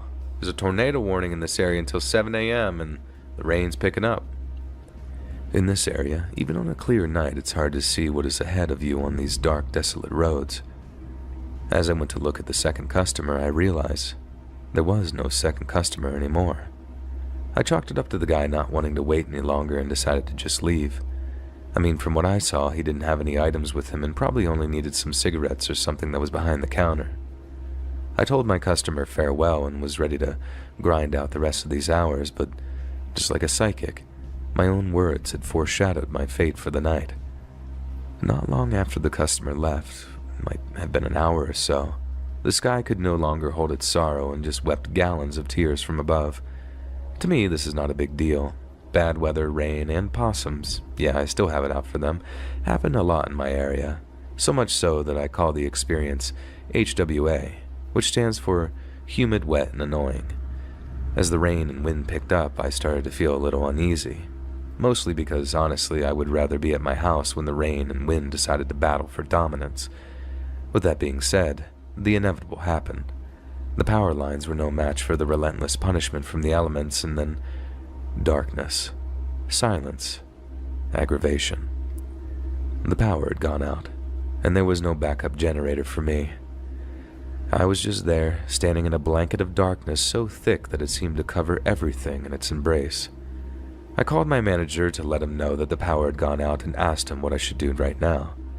Of course, with it being so late/early, whatever 4 a.m. means to you, there was no response. I thought about locking up and just buckling down at the gas station until the storm passed. After all, I was getting paid. But that's when I heard it.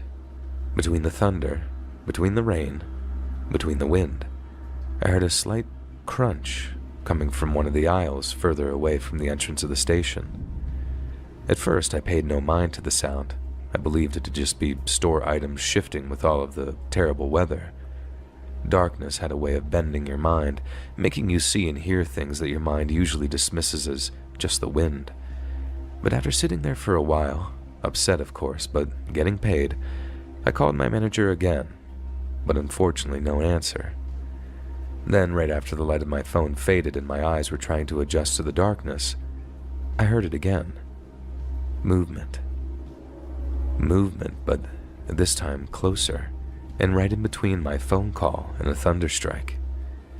Like I said, I have listened to this channel for years, so now I'm on high alert. Someone was in here. I was not alone. I just knew it. I tried to calm my nerves, not wanting to be that guy who overreacts, but I asked myself, can you ever really be too safe? I made a potentially dangerous and thoughtless move. I stood up and yelled, "Is anybody still in here?" I got no response, But that didn't mean that there was no one there. The air felt thick from humidity. Not just that, though. That feeling you get when you're not alone. The feeling of being watched, as cliche as it sounds. I remembered something that I knew all along. There is no ding on the door to let me know when customers enter or exit. That and the thought of that second customer came to mind. I never saw him leave. I just knew that he was there and then gone. Automatically, without a doubt, felt that something was strange, something was not right. So I did what any gas station worker would do in the pitch black. Pretended to be a ninja so that I could slowly make my way to the source of the noise without being caught. As it turns out, I'm not a ninja. The moment I stepped from behind the counter that I had been sitting behind, a voice stopped me in my tracks. "Give me what you got," was all that the void softly spoke to me. I froze, scared, too scared to say a word or move an inch. When I called out, I wasn't truly expecting a response. Soon I heard footsteps, slow but getting closer. My mind yelled, "Do something, run, charge at the sound and hope for the best." After all of that, though, I did nothing. Then his face appeared. A face that I wouldn't have seen if my manager hadn't called me back at that moment, allowing my phone to light up. The second customer. As it turns out, he never left. I pretended not to see or know that I recognized him, and again he repeated, "Come on, give me what you got, now." Still in a calm and calculating way. I spoke for the first time after noticing that I was holding my breath the whole time. "All I have is $250 in the register." He was quiet for a while, but then told me, "Give it over."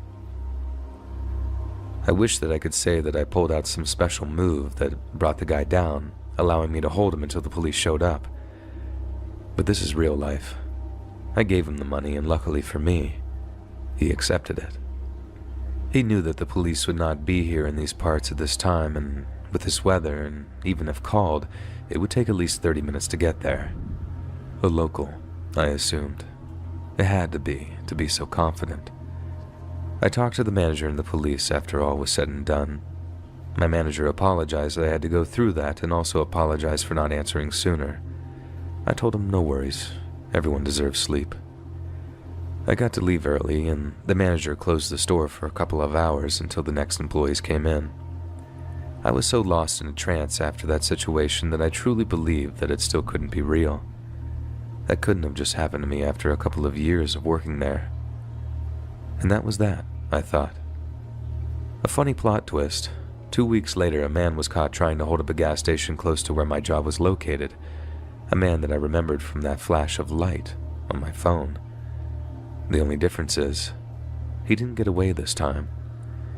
The thing that I can really say that I've learned from all of this is, no matter how comfortable or how much you think you know how each day will play out, always, always be on guard.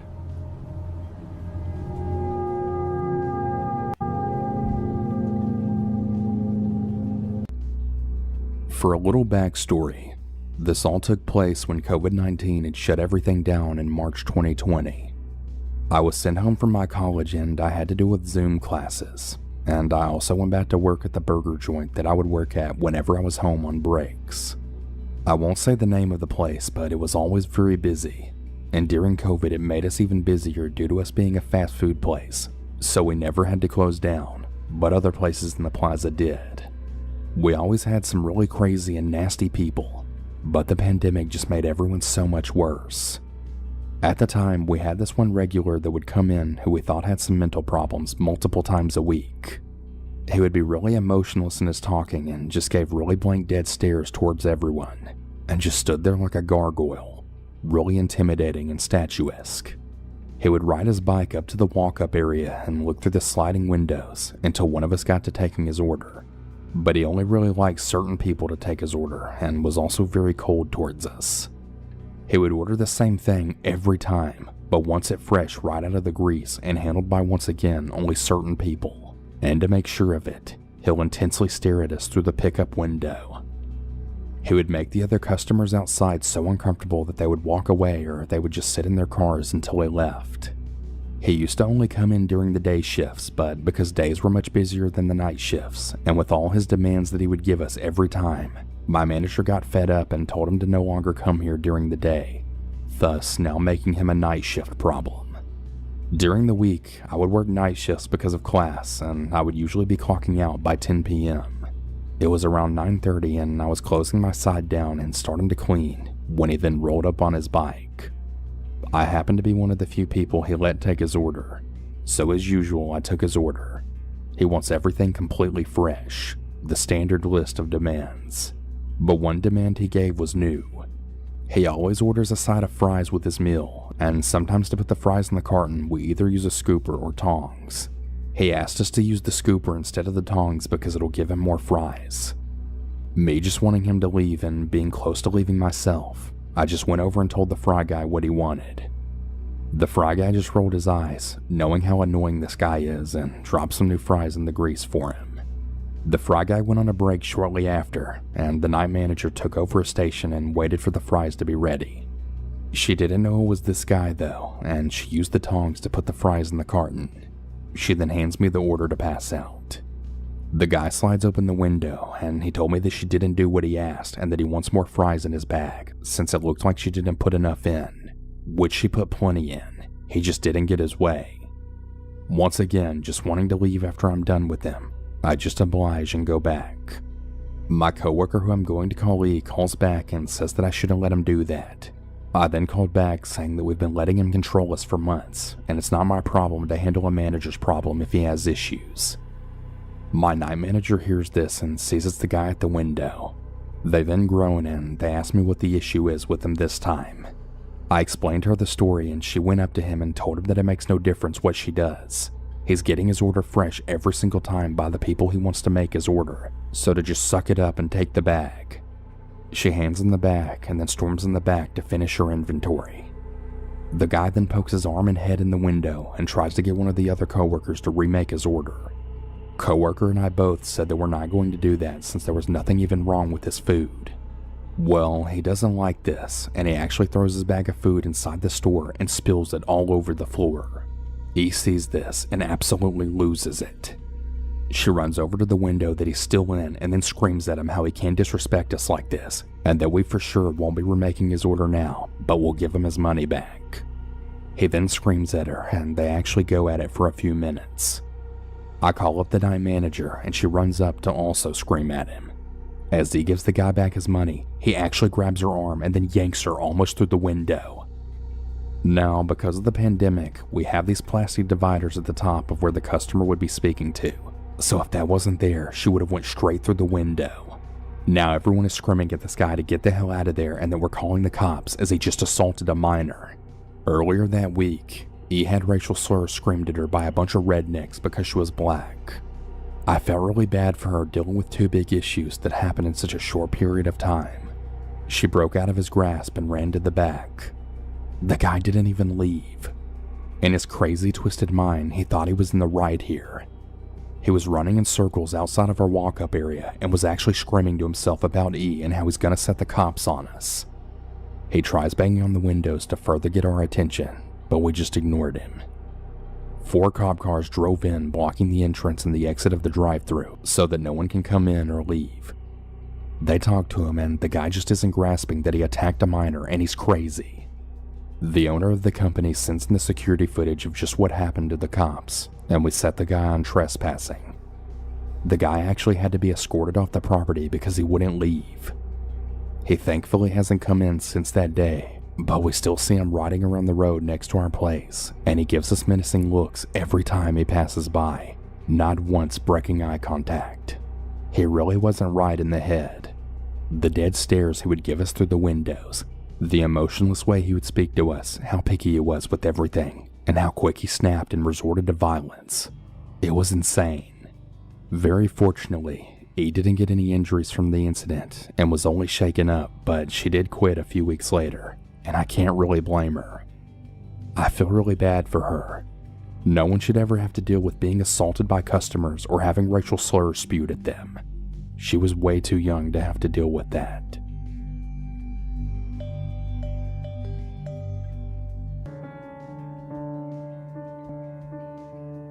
I work part-time at a grocery store, and I usually work the closing shift. About 30 minutes to close, a lady comes up to my register. She's polite, friendly, and she seemed pretty normal. She pays for her groceries, I hand her the receipt, and she leaves. Seemed normal enough. Well, about 10 minutes after we close, I headed out to my bike, but she had actually stopped me right before I left the store, claiming that she had left her phone inside the store and that she needed to get it. Well, she hadn't left her phone. It would have been in my register, and I had thoroughly cleaned it as well as the surrounding area right before I had clocked out. But I had offered to go in and check on it anyway because maybe it had dropped to the floor or something. I wanted to go home, and luckily my manager had offered to call her phone, so I headed to my bike to get going. The moment that I take the lock off my bike, she drives over to me making small talk. It's a bit weird seeing as I'm clearly trying to get home and she doesn't know me at all. She tells me that I have a cool bike, asking me where I got it. I explain to her that it's electric and that I just got it from Amazon. She tells me that she didn't know they made electric bikes, and then a few minutes later says, "I've actually been looking to get an electric bike for a while now." Really weird stuff. She asked to take a picture of my bike and then suddenly asked me why I was still wearing a mask, then going on about how it could give me sinus problems. I decide not to take it off since she's taking a photo, which I noticed the camera is aimed more at me than my bike, even though that I stepped away so that she could get a better view of the bike by itself. Unknown to me, my manager and another worker were watching this whole interaction, and after this woman finally left, they came over to me and asked if I was okay. I didn't really think too much of it, telling them that it was fine and that all she wanted to know was about my bike. I headed home, but while I was on my way there, I thought a bit more about the whole interaction. She came back to the store claiming to have lost her phone, but then had it on her the whole time. She took a picture with it. She also kept repeating my name in our conversation as often as she could, almost like she was trying to memorize it. She took a photo of me as well as my mode of transportation, all while trying to get me to take my mask off right before taking it, as if to be able to see my entire face or something. Sorta creepy. Even weirder was when I turned my back to the store to see if she was still there. I saw a police car, which after leaving the parking lot turned on its sirens and then sped off in the direction that the lady left in. Maybe I'm overthinking, but this interaction just really seems strange to me. Anyway, I want you guys to let me know if you think I'm overthinking things or if you'd be creeped out too. I'm really wondering now if it's just all in my head. I work at a regional grocery store. I'm a 26-year-old female. I graduated from college with a master's degree in psychology and still couldn't find a job. Due to family circumstances, I wasn't able to get my PhD, which was basically the bare minimum to land any decent paying job. So, I was a little stuck. I even had a hard time finding a regular job. I had applied to a bunch of lower positions, but I kept getting rejected because I was overqualified. Over and over again, people told me that I would get too bored on the job, and so they wouldn't hire me. This made me livid. After a certain point, my student loan payments were due and I really needed the money. I had to ask my cousin's friend for a job. He was the manager at this regional grocery store. Literally the only position they had available was stocking shelves on night shift. I couldn't believe myself. I was so ashamed. I felt like I'd wasted years of my life and thousands of dollars in debt just to get a job anyone could do. But either way, the job itself wasn't all that bad. I was allowed to listen to my earbuds while I worked. This meant I could turn on my favorite podcast while working. My favorite murder, if you're wondering. I must have worked there for about a year before the big change came. Previously, the store closed down at 12 in the morning, but for whatever reason, that policy got changed and it became a 24-hour store with the exception of holidays and Sunday nights. It really sucked. What used to be my podcast and stock the shelves time kept getting interrupted by stupid customers asking where things were. That was fine. I didn't mind helping people out. I worked there after all. But they would literally ask me where the most obvious grocery items were. So many times I couldn't help but think, are you literally blind or stupid? But then there was one night when a very strange man came up to me. He had really buggish eyes. Entire body was round, and he had the longest nose hair I'd ever seen on a human being. It was like he took the hair right off of his head and glued it into his nose. I was down on my knees stocking the bottom shelf with pickles when he touched my hair. I had my hair in a ponytail that night, and he lightly caressed the part of it that was touching my back. I jerked back and asked, "Excuse me?" He tried playing it off like he had arthritis, but I knew that he was just being a creep. I asked him what he wanted. He stood there for a second. He seemed to be thinking of what to say, but only one word came out of his mouth. "You." He walked up closer to me and then started to smell my shoulder. It felt so weird, and I don't think I could have been more creeped out. I told him that if he doesn't need any help finding any items, then I had work I had to be doing. But he kept standing there. He started smiling real wide and then hugged me. "It's okay, darling. I'm going to take care of you." At this point, I was screaming inside of my own head. This freak was crossing a million different lines. I pushed him off of me and ran to get my manager, who was a larger guy. He'd have no problem fighting this creep if it came to it. The creepy guy followed me as I went too. The nerve on this guy. When he saw my manager down the aisle, he must have had second thoughts because he turned around and started running away. I explained to my manager everything that had happened, and he said he'd take care of it if that guy came back again. And that creep was smart, because he waited a couple of weeks before he did come back. He waited long enough that the incident would not be on the tip of anyone's mind. I wasn't expecting him, and neither was my manager. I was standing there stocking a shelf like I always did, and all of a sudden I felt someone tugging my hair. They tugged really hard, and it really hurt my neck. They totally overpowered me and started dragging me across the floor. At this point, I hadn't even realized who it was until I looked up to see that man. He must have dragged me a solid 30 feet to the exit before someone saw what was going on. It wasn't my manager, but it was another one of the girls who worked with me. She started screaming like a banshee and running at him, and for one reason or another, he decided to run away again. I was beyond relieved. I couldn't believe that he was just going to walk up to me and start dragging me out of the store by my hair. What kind of psycho does that? It was all just truly horrifying. This was finally the incident that convinced the store owner that we had to have security if we were going to be open at night.